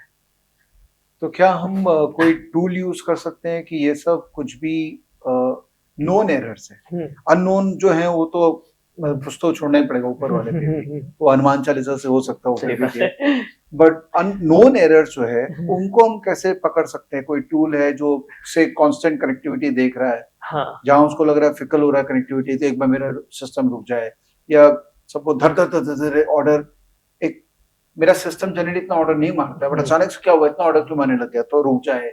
एक्सेप्शंस जब आए तब तुरंत एक बार जो कहते हैं ना किल स्विच बंद कर दो एक बार। बराबर है। तो ऐसे टूल्स हैं जो कैपेबिलिटी रखते हैं कि वो किल स्विच को इंप्लीमेंट कर सके? There are definitely tools. There is a SharkWire करके जो इंटरनेट कनेक्टिविटी चेक करते रहता है। फिर आप अपने बहुत सारे हैं, लेकिन मैं ऑनेस्टली बोलूँ तो एक एज ए रिटेल ट्रेडर आप सिस्टम के सामने बैठे हो, अच्छा, आपको पता चल जाएगा, क्योंकि अच्छा, आप इतना एडवांस लेवल तक मैथ तो नहीं करता कि हाँ भाई मुझे पता है कि भाई अगर ऑर्डर मिस फायर हो रहे तो मेरे को दिख रहा है मेरे पीएनएल में, या फिर मेरी इंटरनेट ड्रॉप हुई तो मेरे ऑर्डर नहीं जा रहे हैं। या फिर आप एक अलर्ट मैकेनिज्म बना सकते हो कि भाई जब भी मेरे ऑर्डर रिजेक्ट होते हैं, हाँ ये एक चीज आपने जो बोला ना कि बहुत बार होता है कि ऑर्डर स्टॉप लॉस जंप हो जाता है, तो आपके एल्गोज में स्टॉप लॉस को भी हैंडल करने के मैकेनिज्म होने चाहिए कि भाई मैंने 100 रुपए में मैंने कुछ आइटम बेची है, मैंने 150 रुपए का स्टॉप लॉस लगाया है, और आप तो लगा के चले गए थे और फिर शाम का है तो बोला बहुत बड़ा लॉस हो गया। कैसे हुआ भाई? 150 में ट्रिगर तो हुआ, ट्रिगर टू लिमिट आप एक कॉन्सेप्ट होता है कि भाई 150 होता है तो 160 में खरीद ले, और मार्केट ही खुला 170 और 170 वाला हो गया 300। आप बोलोगे भाई मेरा कटा क्यों नहीं? बिकॉज आपने कोई ऐसा लॉजिक नहीं लगाया था कि मेरा स्टॉप लॉस जंप होता है तो मेरे को वापस काटना है।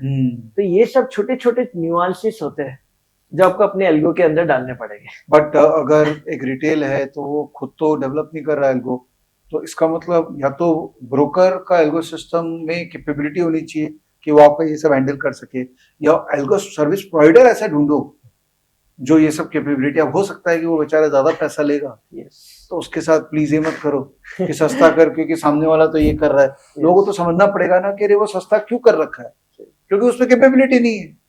तो महंगा चीज लो, लेकिन वो लो जो कि क्वालिटी हो और रोबस्ट। और बहुत ही बढ़िया आपने पॉइंट बोला विवेक भाई कि क्वालिटी मैटर्स ओवर क्वांटिटी, क्योंकि आपका एक दिन का लॉस अब जो इतना उसको थोड़ा जो ज्यादा दे रहे हो ना, वो आपकी लाइफ टाइम की अर्निंग को बचा सकता है। करेक्ट।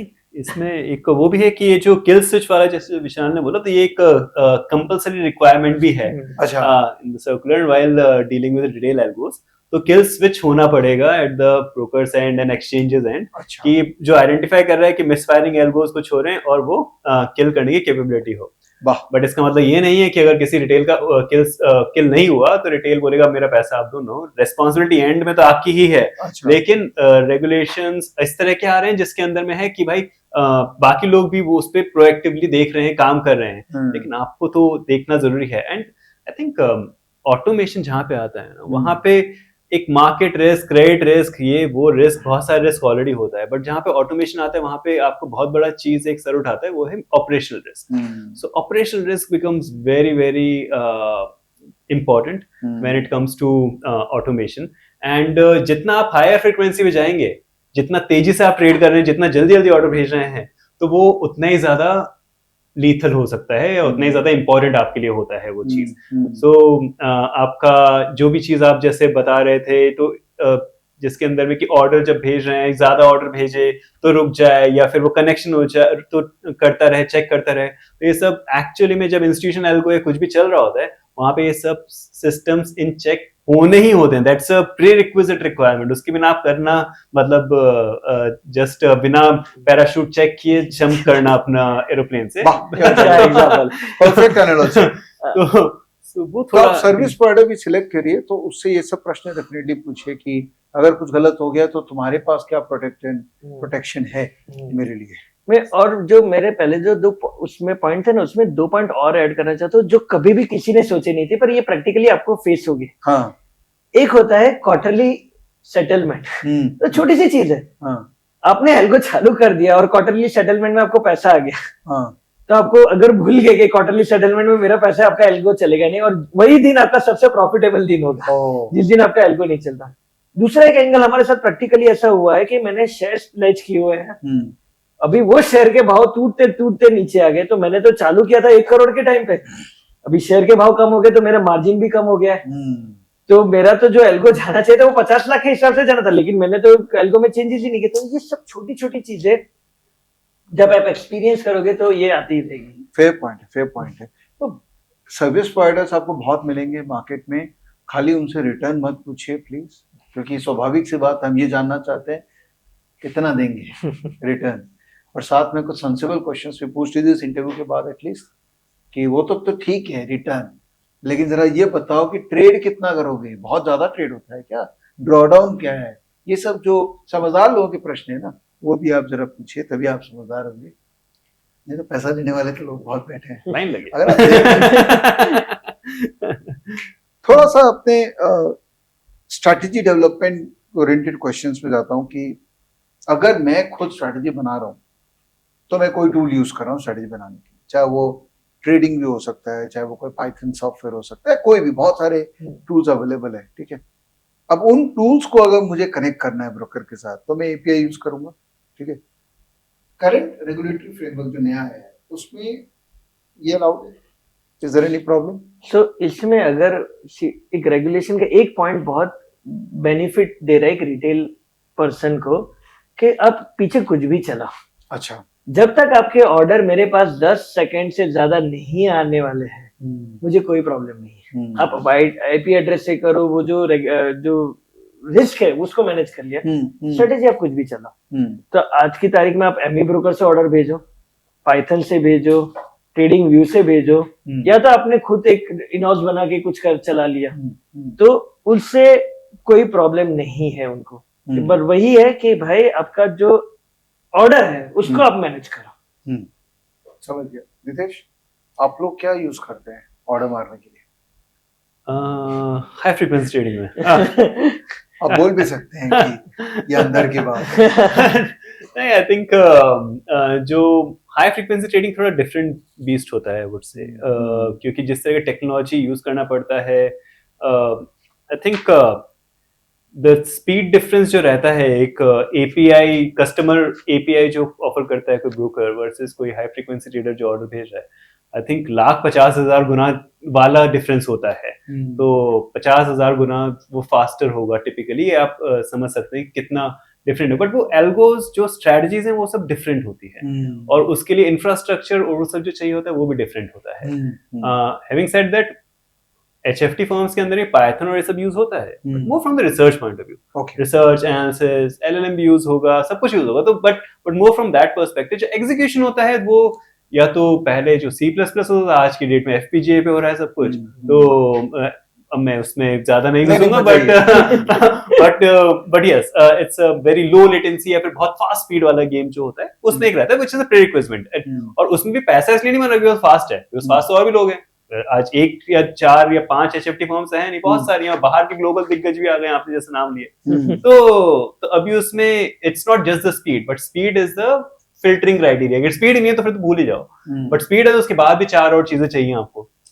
पर इसमें मैं एक पॉइंट ऐड करना चाहता हूँ, क्योंकि हम रिटेल वही कहीं ना कहीं, मैं भी वो गेम में जाने के सोच रहा था, कहीं ना कहीं हम लोग सोचते कि यार अगर स्पीड फास्ट होगी ना तो पैसा बनेगा।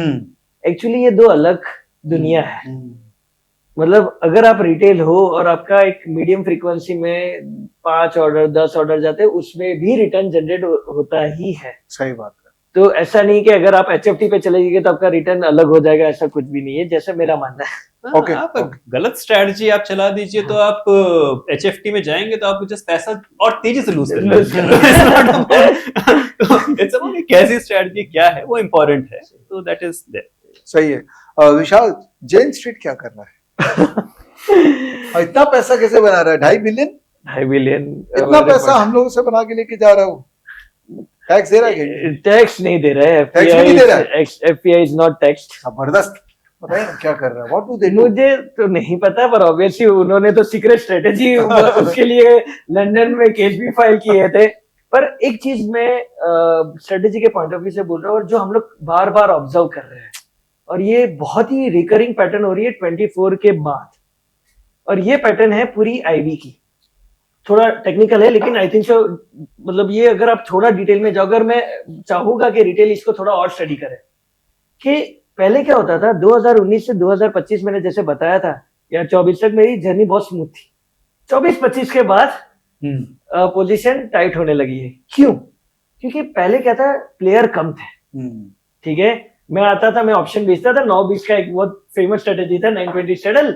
मैंने 25% का स्टॉप लॉस लगा, 50% का स्टॉप लॉस लगा, मार्केट जिस तरह गया उस साइड का मेरा स्टॉप लॉस कट गया, दूसरे वाले में प्रॉफिट आ गया। ये स्ट्रेटेजी धीरे धीरे फेमस हुई, पार्टिसिपेशन बढ़ा, रिटेल बहुत आगे। उसमें क्या हुआ, एक चीज हुई, क्राउडिंग इफेक्ट। क्राउडिंग इफेक्ट मतलब बेसिकली सब लोग एक ही तरह की स्ट्रेटेजी चला रहे थे, और उसमें क्या होता था कि जो बड़े एफपीआईज हैं या जिनके पास एक मार्केट मूव करने की एक कैपेबिलिटी है, ठीक है, वो लोग ने क्या देखा कि भाई सबकी स्ट्रेटेजी कहाँ पे है, 9-20 से 10 बजे तक के बीच में जितने भी स्ट्रेडल है उनके स्टॉप लॉस कहाँ रहेंगे। तो मैं कैसे तो करके दूर के कॉल पुट बाय कर लूं, ठीक है, और कहीं ना कहीं मैं अंडरलाइन को थोड़ा मूव करता हूँ। थोड़ी मेरी मसल पावर डाल के मैंने एचडीएफसी, रिलायंस जो 5 या 10 स्टॉक को मूव कर दिया, तो मेरे को तो ये ऑप्शन को थोड़ा बढ़ाना है। बाद में तो आपका स्टॉप लॉस कटेगा, तो आप इसका स्टॉप लॉस काटोगे, इसका कटेगा तो मेरा कटेगा। और उसने जो ऊपर के कॉल ऑप्शन खरीदे हुए थे वो 5 गुने, 10 गुने, 100 गुने हो रहे थे। फिर उसको क्या करना है कि नीचे वाले अभी खड़े, वही पुश थोड़ा नीचे की तरफ दे दो, वो भगदड़ में नीचे वाले भी कटेंगे। तो ये वाला सीन अभी बहुत हो रहा है, और इसकी वजह से आप देखोगे ना, सुबह के जो स्ट्रेडल वैल्यूज होती है ना, वो 2-2:30 बजे तक नहीं टूटती है। तो मतलब अगर एक स्ट्रेडल होता है जो जीरो मतलब एक्सपायरी के दिन जीरो होना है, वो मतलब 200 रुपया चल रहा है, तो ये अभी चल रही है। तो ये इसमें कोई कंट्रोल, कोई रिस्ट्रिक्शन, कोई नहीं कर सकते हैं, हो रहा है एकदम, लोग बीकेसी में जाके धरना पे लगे कि आई एम श्योर बचाओ। सो आई थिंक सो वो हो रहा है। आई थिंक सो अब रिसेंट सर्कुलर्स भी हमने देखे कि there has been inquiry, let's see what comes out of it. But एक मोटा मोटी एज ए रिटेल ट्रेडर जो मैं देख रहा हूँ, ये बार बार हो रहा है कि मार्केट ऊपर भी जा रहा है और मार्केट नीचे भी जा रहा है। पहले ऐसा मार्केट ऊपर रहता था, थोड़ी देर ऊपर रहता था, पर ये महीने में ये जो ऊपर नीचे वाला जो गेम है वो 20 दिन में से ऑलमोस्ट 15 दिन होने लगी। दैट मीन्स रोज। मैं तो सुना था ये तो एक्सपायरी वाले दिन होता है। नहीं, that is happening every day. Because अभी क्या होता है कि एक्सपायरी के दिन सब लोग के पैसा टूटने लगे, तो बोला भाई एक्सपायरी के एक दिन पहले चले जाओ। अच्छा। तो वो वॉल्यूम वहां शिफ्ट हो गया। सही है। देखिए दोस्तों, पैसा तो आप ही का। इसमें एक चीज अगर मैं यहाँ पे ऐड कर सकूं, तो आई थिंक विशाल ने बहुत इम्पोर्टेंट एक आई थिंक एग्जांपल दिया है यहाँ। मैं जस्ट इसमें दो इसको भागों में बांटना चाहूंगा। एक है ऑब्जर्वेशन और एक एनालिसिस। तो ऑब्जर्वेशन इज कि ये पैटर्न एक दिख रहा है जिससे हमें सावधान होना है एज ए रिटेल ट्रेडर, ये चीज का ध्यान रहे, इसको कैसे मैनेज करनी है सोच के रखिए। दूसरा है कि वो किस कारण हो रहा है, क्या वो बड़े एफपीआई प्लेयर मूव कर रहे हैं, कोई मार्केट मूव कर रहा है, मार्केट मूव हो रहा है, जो भी हो रहा है वो एक एनालिसिस है जो हमें पता नहीं है वो, बट एक हमारा थॉट है कि ये एक रीजन हो सकता है। तो मेरे ख्याल से वो चीजें इंपॉर्टेंट है, नहीं तो अदरवाइज हम उसमें एक खो सकते हैं, और जो मेन काम है मुद्दे की बात है ऑब्जर्वेशन वाली कि भाई इसको मेरे को मैनेज करना है, वो मिस हो सकता है। बट नितेश क्या होता है, हम ऑब्जर्व करते हैं और हमको एक पैटर्न दिख जाता है, हम उसके हिसाब से अपने आप को अडॉप्ट करते हैं कि चलो ठीक है मान लिया, और फिर देखते हैं 2 महीने बाद ये लोग गेम ही चेंज कर दिया, लोग कुछ और करने लग जाते हैं। तो आई थिंक समवेयर एक आम आदमी का जो ऑब्जर्वेशन स्किल है ना, उतना सुपीरियर नहीं होता है जितना थोड़ा इंटेलेक्चुअल आदमी अपने आप को इवॉल्व भी कर लेता है। तो क्या, जो मेरा रीजन था एक क्वेश्चन पूछने का, इस सेक्शन का लास्ट क्वेश्चन है कि क्या एक नॉर्मल ट्रेडर, एक रिटेल ट्रेडर को इंट्राडे ट्रेडिंग करनी चाहिए? इसका आंसर मैं यस एंड नो दूंगा। ठीक है, मैं आपको एक एग्जांपल देता हूँ। जो मेरे प्रीवियस पॉइंट के साथ रिलेटेड है, एक वर्ड यूज किया था क्राउडिंग इफेक्ट, मतलब बहुत सारे लोग बहुत सारी चीजें कर रहे हैं। मैं I don't want to talk about numbers, but all of a sudden ये सब हो रहा था, तो हमने कमोडिटी ऑप्शंस इवैल्यूएट करने चालू किए, जहां पे किसी का ध्यान नहीं है। अरे अब ध्यान आ जाएगा। 3 से 11 के बाद जो एक मार्केट है जिसको मैनिपुलेट करना बहुत डिफिकल्ट है, वो एक ग्लोबल मार्केट है, ग्लोबल प्लेयर्स खेल रहे हैं। ऑल ऑफ अ सडन हमने वहां पे धीरे धीरे मूव करना चालू किया और ये रिटर्न्स वहां पे बनने चालू हुए। ओके, तो क्या मैं इंट्राडे करना चाहता हूँ? यस, मैं इंट्राडे करना चाहता हूँ, पर मैं अभी कमोडिटी में करना चाहता हूँ। या तो फिर मैं इंट्राडे में करना चाहता हूँ ऑप्शंस में, तो मैं खाली अपने क्वांटिटी को कम कर दूं, क्योंकि मुझे, और तीसरा एंगल जो आपने और मैं आपने बहुत एडवोकेट किया, आई वुड एनकरेज कि अभी भी एल्गो के बारे में लोग ऑप्शन ही सोच रहे हैं। Algo can be implemented for trading, investing for a short term swing trading, जो कोई बात नहीं कर रहा है, क्योंकि वहां पे भी अगर एक डिसिप्लिन आता है एक अलग लेवल का, तो वो भी बहुत पैसा बना सकती है। तो अगर आप ये तीनों असेट को एक देखते हो एज ए रिटेल ट्रेडर, वैसे भी आपका पैसा, तो अगर मैं ये पूरी साइकिल को समझूं तो मैं ऐसे समझता हूँ कि मैंने इन्वेस्टमेंट किया, उसको प्लेज किया, उसके सामने मैंने थोड़े ऑप्शन निफ्टी में चलाए या फिर एनएससी या बीएससी में चलाए, और जो पैसा बच गया है वो रात को कमोडिटी में चला लिया, तो मेरा पैसे का सर्कुलर बनता रहा। इंटरेस्टिंग, देखिए कैसे एक प्रोफेशनल सोचता है।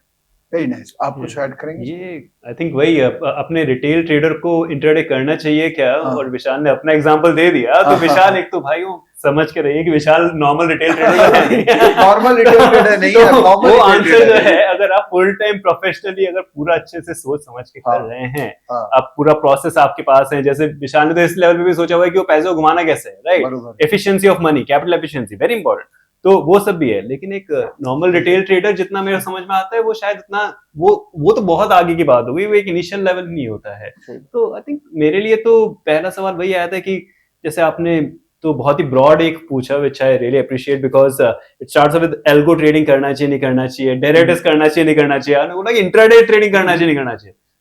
मेरा जवाब तो इसमें ये रहेगा कि क्यों करना है। पहले उस आंसर का, उस सवाल का एक अच्छा आंसर होना चाहिए। बोल रहा है पूरी ब्रह्मांड बोल रही है कि ऑप्शंस करो, इंट्राडे करो, सब चारों तरफ तो ये कम्युनिकेशन चल रही है। इंस्टाग्राम में इन्फ्लुएंसर बोल रहा है, इधर में ब्रोकर ऐड डाल रहा है, इधर में एक्सचेंज बोल रहा है, इधर में गवर्नमेंट भी बोल रहा है कि एसटीटी दो ट्रेड करो, तो मैं क्या करूं? सब बोल रहा है। हमारे यहाँ देखो बचपन में एक कहावत थी कि सब कुएं में कूदेंगे, कुएं में कूदेगा, तो हम बचपन से सिखाया गया। मैं ये नहीं कह रहा हूँ इंट्राडे ट्रेडिंग कुआं है, नहीं, ये स्पोर्ट ना हो जाए, लेकिन पॉइंट ये है कि इसलिए नहीं करना है क्योंकि सबको करना है, इसलिए कि आपका रीजन क्या है, क्यों करना है। सही बात, वो सवाल का आंसर आना बहुत जरूरी है। अगर एक पुराना कॉलेज के टाइम, कॉलेज के जस्ट खत्म हुआ था, तो ऐसी नौकरी करता था, दोस्त था एक, तो उसने बोला कि भाई मेरा ट्रेडिंग करता हूँ और मेरा लॉस हो जाता है। मैंने कहा कि आंसर आसान है कि मत कर। बोला नहीं करना है। मैंने क्यों करना है? कि थ्रिल आता है। मैंने कहा ठीक है, तो जैसे बाकी चीजों के लिए बजट है, इसका भी एक बजट करके रख महीने का, वो होगा, थ्रिल होगा, एंजॉय होगा, तेरा खत्म। मूवी का बजट है, बाहर जाने का बजट है। उसने कहा ठीक है। और 6 महीने बाद मिला, बोला कि कैसे चल रहा है ट्रेडिंग?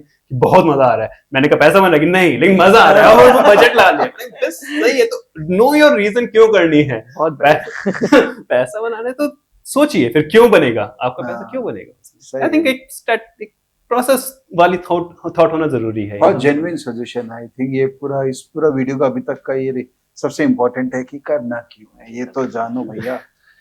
ओके, तो ये हो गया सेक्शन नंबर 3 समाप्त। अब सेक्शन नंबर 4 में हम लोग जाएंगे, जहां पर हम लोग अगर किसी को एल्गो के अराउंड बिजनेस क्रिएट करना है तो क्या क्या करना चाहिए, कितना खर्चा लग सकता है, कितना कमाई आ सकता है, और क्या क्या रिसोर्सेज चाहिए प्रॉपर अगर बिजनेस क्रिएट करना है तो। ठीक है, तो बात करते हैं।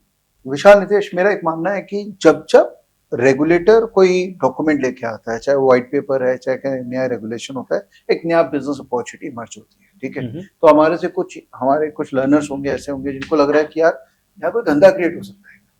ठीक है, तो थोड़ा देर इस पे बात करते हैं कि इसमें क्या अपॉर्चुनिटीज है एज अ एंटरप्रेन्योर कैपिटलाइज करने। ठीक है, तो सबसे इम्पोर्टेंट है कि आपने जो पॉइंट रेज किया विवेक भाई, कि रेगुलेशन होता है ना तो ट्रांसपेरेंसी आती है, और ट्रांसपेरेंसी आएगी तो बिजनेस ग्रो करेगा। ठीक है, तो सबसे इम्पोर्टेंट बिजनेस यहाँ पे बिल्ड होगा, क्योंकि आज की तारीख में एक रिटेल ट्रेडर के पास हम लोग ने ये जो पूरा इंफ्रास्ट्रक्चर की बात की कि भाई डेटा लो, बैक टेस्ट करो, पोजीशन साइजिंग करो, एग्जीक्यूशन करो, इतना टाइम और एफर्ट नहीं है। सो सबसे बड़ी बिजनेस अपॉर्चुनिटी खुलेगी एक स्ट्रेटेजी प्रोवाइडर की, ओके, क्योंकि उनके पास नो हाउ है, वो दिन रात यही करता है एक प्रोफेशनल की तरह। तो आज की तारीख में वो एक रिसर्च एनालिस्ट बन के अपनी स्ट्रेटेजी को अप्रूव करा के वो ब्रोकर के पास जाता है और बोलता है कि भाई मेरी ये स्ट्रेटेजी को, या एक्सचेंज के पास जाता है और बोलता है मेरी ये स्ट्रेटेजी को अप्रूव कीजिए, और वो अप्रूवल उसको मिलता है तो it can give out to the all the retail guys. Okay, ठीक है, इसके चलते अगर मैं एक रिसर्च एनालिस्ट बन रहा हूं तो I can have my team of research analyst के जिनको मैं हायर करके they will do the coding for me, they will make the strategy for me, which can really create an ecosystem for me. और एक दूसरा opportunity बहुत बड़ा खुलेगा अगर आप एक टेक्नोलॉजी कंपनी हो, जो the buzzword is fintech, okay, कि एल्गो प्रोवाइडर देने की सर्विसेज, क्योंकि स्ट्रेटेजी तो बना ली लेकिन एग्जीक्यूशन नहीं कर पाओगे तो कोई मतलब नहीं उसका। तो मैं अगर उसकी स्ट्रेटेजी मेरे एक प्लेटफॉर्म बनाऊं जो मैं एक्सचेंज से अप्रूव करवाऊं, या फिर मैं ब्रोकर के पास जाके बोलूं कि भाई ये स्ट्रेटेजी मेरा प्लेटफॉर्म अप्रूव करवाओ, तो एक बहुत ही बढ़िया बिजनेस अपॉर्चुनिटी खुल सकता है। Okay, interesting, nice. नितेश, आप तो एल्गोप्रेन्योर हैं। आपने चालू किया था। गुड टर्म आपने कॉइन किया यहाँ पे आज, algopreneur, so interesting. So I think there are जैसे जब भी आपने एकदम बहुत ही पते की बात बोली है कि जब भी नया सर्कुलर या नया गाइडलाइंस आते हैं, नया रेगुलेशन ओपन अप होता है तो अपॉर्चुनिटीज ओपन होती हैं। और 2008 में हम लोगों ने 2009 में जब चालू किया था iRage अपना, तो 2008 में बिकॉज एल्गो ट्रेडिंग अलाउ हुआ था इंडिया में, तो वहां से वो चालू हुआ, तो हम और आप साथ में वो चीज लॉन्च की और फिर एक साइज पे लेके गए हैं, आज एक मुकाम पे पहुंचा है बाकी पार्टनर साथ में। सो वो है जर्नी में चीजें एड ऑन होती रहती हैं कि ये किया वो किया। इनको याद है आपका ही आइडिया था कि अरे ये हम कर रहे हैं, एल्गो ट्रेडिंग कर तो शुरू कर दिए, बाकी लोगों को तो कंसेप्ट नहीं पता है बिकॉज मार्केट में तो सब लोग बिना टेक्नोलॉजी वाले लोग कम थे, तो उनको सीखना पड़ेगा। तो that was the birth of QuantInsti, right. करते करते आज वो QuantInsti became global leader. आज ईपैट प्रोग्राम के अंदर टिपिकली 20, 25, 30 कंट्रीज से हर बैच में लोग होते हैं, राइट। सो क्योंकि उसमें एक रहा तो एक अपॉर्चुनिटी आया, तो उसके अंदर में चीजें करी, तो हमने एजुकेशन भी किया, हमने फंड भी चालू जैसे किए, ब्रोकिंग है, खुद का लाइसेंस है, तो बढ़ती जाती है चीजें। आई थिंक जो विशाल ने बोला कि एक एल्गो प्रोवाइडर वाला है, फिनटेक वाला है, और भी हैं चीजें। आज जैसे यूएस वगैरह में देयर आर सम ब्रोकर जो कि स्पेसिफिकली एकदम एल्गो फोकस्ड हैं, अपने यहाँ भी आएंगे जो कि एल्गो फोकस्ड ही है। एल्गो डोमेन अगर टेलविंड उसमें आ रहा है, एक उसमें अगर पुश आ रहा है तो वो चीजें बनेंगी। वो भी हो सकता है, अब ब्रोकर नहीं, सब ब्रोकर भी हो सकते हैं जहां पे टेक्नोलॉजिकल लेवरेज कर रहे हैं, राइट। सो क्यों आपको एक डिस्काउंट ब्रोकिंग चालू हुआ तो 10 साल डिस्काउंट ब्रोकिंग कितना बड़ा हो गया। अब डिस्काउंट ब्रोकिंग के बाद अब एल्गो चालू हो रहा है, हो सकता है कि वो 10 साल आगे जाके इस चीजों में पड़े। सो वो चीजें हो सकती हैं। और बाकी service provider, as a fund manager also using these things, I think fund वाली साइड पे मेरे को लगता है, सॉरी मैं एक स्टेप इसको आगे लेके जा रहा हूँ, जो कि आपका एक एल्गो तो इनेबलर है और एक बहुत बड़ा इनेबलर हो रहा है एलएलएम, एआई। तो वहां पे आई थिंक बड़ी अपॉर्चुनिटी दिखती है, जहां पे कि फंड मैनेजमेंट भी अगर आप करना चाह रहे हैं तो आप इन दोनों चीजों को मिक्स करके जो यूज कर पाएंगे, I think there can be some massive things which can happen there also. Interesting, अच्छा इंटरेक्शन चल रहा है, मजा आया, आई थिंक लंबा भी चल गया ये, but I am very happy कि आप लास्ट तक रुके हैं, ताकि आप सीरियस हैं इसका मतलब। सेक्शन 5 में चलते हैं, बिकॉज वो मेरा एक्चुअली बड़ा डीप सेक्शन है, क्योंकि ये आपके लिए बहुत रिलेवेंट है। इसकी रिटेल ट्रेडर आने वाले 5 साल में रिटेल ट्रेडर की जर्नी क्या देखते हैं आप, और आपने AIML की बात छेड़ी दी तो मैं इसीलिए सीधा उसी में चला गया कि एक रिटेल ट्रेडर जो डिस्क्रिशनरी ट्रेडिंग करके, चार्टिंग करके, बेसिक टूल यूज करके अभी किसी न किसी तरीके से उसने पैसा कमा लिया लास्ट 4-5 साल में। कुछ लोगों ने 1 साल में दे भी दिया वापस, जो कमाया था थोड़ा बहुत दे दिया। बट आने वाले 5 साल में पूरा landscape of trading is changing, not because of algo but because of AIML जो अभी जस्ट लेवल पे आ रहा है। तो करें क्या, छोड़ दें ट्रेडिंग मशीन ही करने वाले हैं, तो हम क्यों दिमाग लगा रहे हैं इसमें? हाँ, तो देखिए मशीन को एटलीस्ट एज ऑफ नाउ ये चेंज हो सकता है फ्यूचर में, बट मशीन का कोई इंसेंटिव नहीं है खुद से ट्रेड करने में। अच्छा, इंटरेस्टिंग। किसी इंसान को ही करना है पीछे हाँ, में, तो मशीन जो है वो इनेबलर है हाँ, एज ऑफ नाउ। हाँ, इवन दो खुद से सोच पाएगा थोड़ा, और वो सब चीजें हैं जो एलएलएम के थ्रू आप कर रहे हैं, हाँ। Large language model. सॉरी मैं ये टर्म बहुत फ्रीक्वेंटली यूज कर रहा हूँ, बट आज तो यही सब है अब। तो आपके लिए तो ये एलएलएम है। जैसे हम लोग यूज करते हैं price pattern, head and shoulder. तो उसमें सो यस आई थिंक वहां पे चीजें, ये technology is a great enabler if used in the right way, but अगर तो technology is not going to replace but is going to enable, तो that is first thought. और दूसरा है कि ट्रेडिंग क्यों कर रहे हैं, वो तो मैंने पहले बोला कि वो तो क्लियर होना ही चाहिए कि क्यों कर रहे हैं। और अगर क्यों करने का आंसर है तो फिर तो बहुत बढ़िया है ये सब जो हो रहा है, क्योंकि पहले आपको इतने सारे जो बॉटल नेक्स थे, आज इवन आपको प्रोग्रामिंग वगैरह जैसे उतना तेज इतने अच्छे से नहीं आता, तो हो सकता है आपको उतना डीप जाने की जरूरत ना पड़े, आप मोटा मोटी भी समझ लेते हैं अगर थोड़ा बहुत, तो आपको ये सब मॉडल्स जो आ रहे हैं एआई टूल्स को यूज करते हुए, you can actually utilise and do something with that. Sure, sure. So that is the enabler, I think, for तो people. सबको इनेबल्ड होना पड़ेगा, अडॉप्ट करना पड़ेगा नया टेक्नोलॉजी को, तभी आप टिक पाएंगे। बिल्कुल नहीं तो? बिल्कुल। नहीं तो आप वो समझ लीजिए कि जो हाथ से बुनते थे या शॉप फ्लोर जब ऑटोमेट होने शुरू हुए थे ऑटोमोबाइल इंडस्ट्री में, तो आप बोले नहीं मैं तो हाथ से ही वेल्डिंग करूंगा, हाथ से ही सब कुछ करूंगा, और मशीन जो है ये तो कुछ होना नहीं है, तो फिर देन ऑब्सोल्यूशन की तरफ ही जा रही है दुनिया फिर अगर वो वाली तो। क्योंकि आज आप 1990 में आपने बोल दिया कि नहीं कंप्यूटर कुछ नहीं है, 2000 में बोले नहीं कंप्यूटर कुछ नहीं है, 2010 में बोले कंप्यूटर कुछ नहीं है, तो मतलब कैसे होगा? so that is for where we are.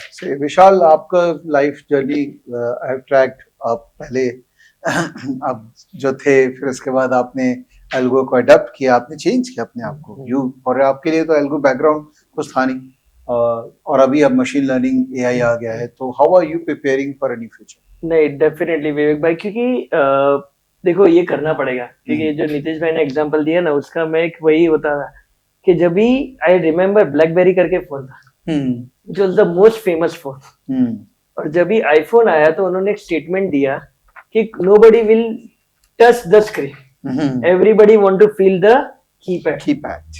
आज we know where is iPhone and where is BlackBerry. Okay, machine learning AI, like it or not, future में अडॉप्ट करेंगे। In fact we have started adopting it, क्योंकि उसमें आप उसको devil की तरह मत देखो, एक दोस्त की तरह देखो, तो आपका पूरा नजरिया चेंज हो जाएगा। हाँ, सीखना पड़ेगा। देखो कंप्यूटर भी नहीं आता था, टाइपराइटर से कंप्यूटर सीखे, तो ये मशीन लर्निंग इतना कुछ सोच सकता है, इतना कुछ कर सकता है, जो शायद आप मिस आउट कर जाते हो। तो आज मैं चैट जीपीटी को कोई क्वेश्चन पूछता हूँ और वो मुझे आंसर देता है, उसमें ऐसे 3-4 ऐसे पॉइंट भी थे वो जो मैंने सोचे नहीं थे। तो क्या होता है कि आपका एक होराइजन बढ़ जाता है, आपको एक ओवरऑल आइडिया मिलती है, तो ये डेफिनेटली आपकी गेम को एक लेवल अप करेगा। तो 100% इवॉल्व होना ही पड़ेगा, otherwise we will perish. Lovely, मजा आया आपको? हाँ, बस फन इंटरेक्टिंग, बहुत कुछ सीखने को मिला, एकदम मास्टर क्लास था आज ये एल्गो ट्रेडिंग पे, और आपको ओपिनियन मिला, बड़ा मजा आया। और दोस्तों, आप लोगों को मजा आया तो आपको एक ही काम करना है, कमेंट में लिखना है गो एल्गो। गो एल्गो लिखने से क्या होगा, आपके अंदर में वो बात आएगी कि मुझे भी एल्गो को देखना है, उसमें शामिल होना है।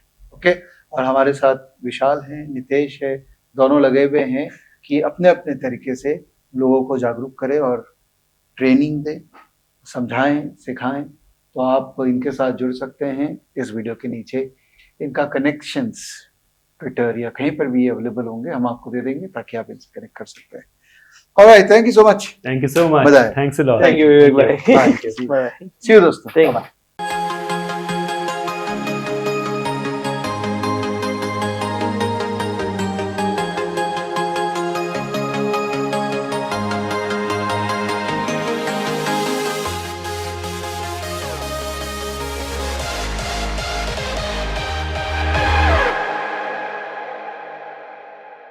Investment in securities market are subject to market risks. Read all the related documents carefully before investing.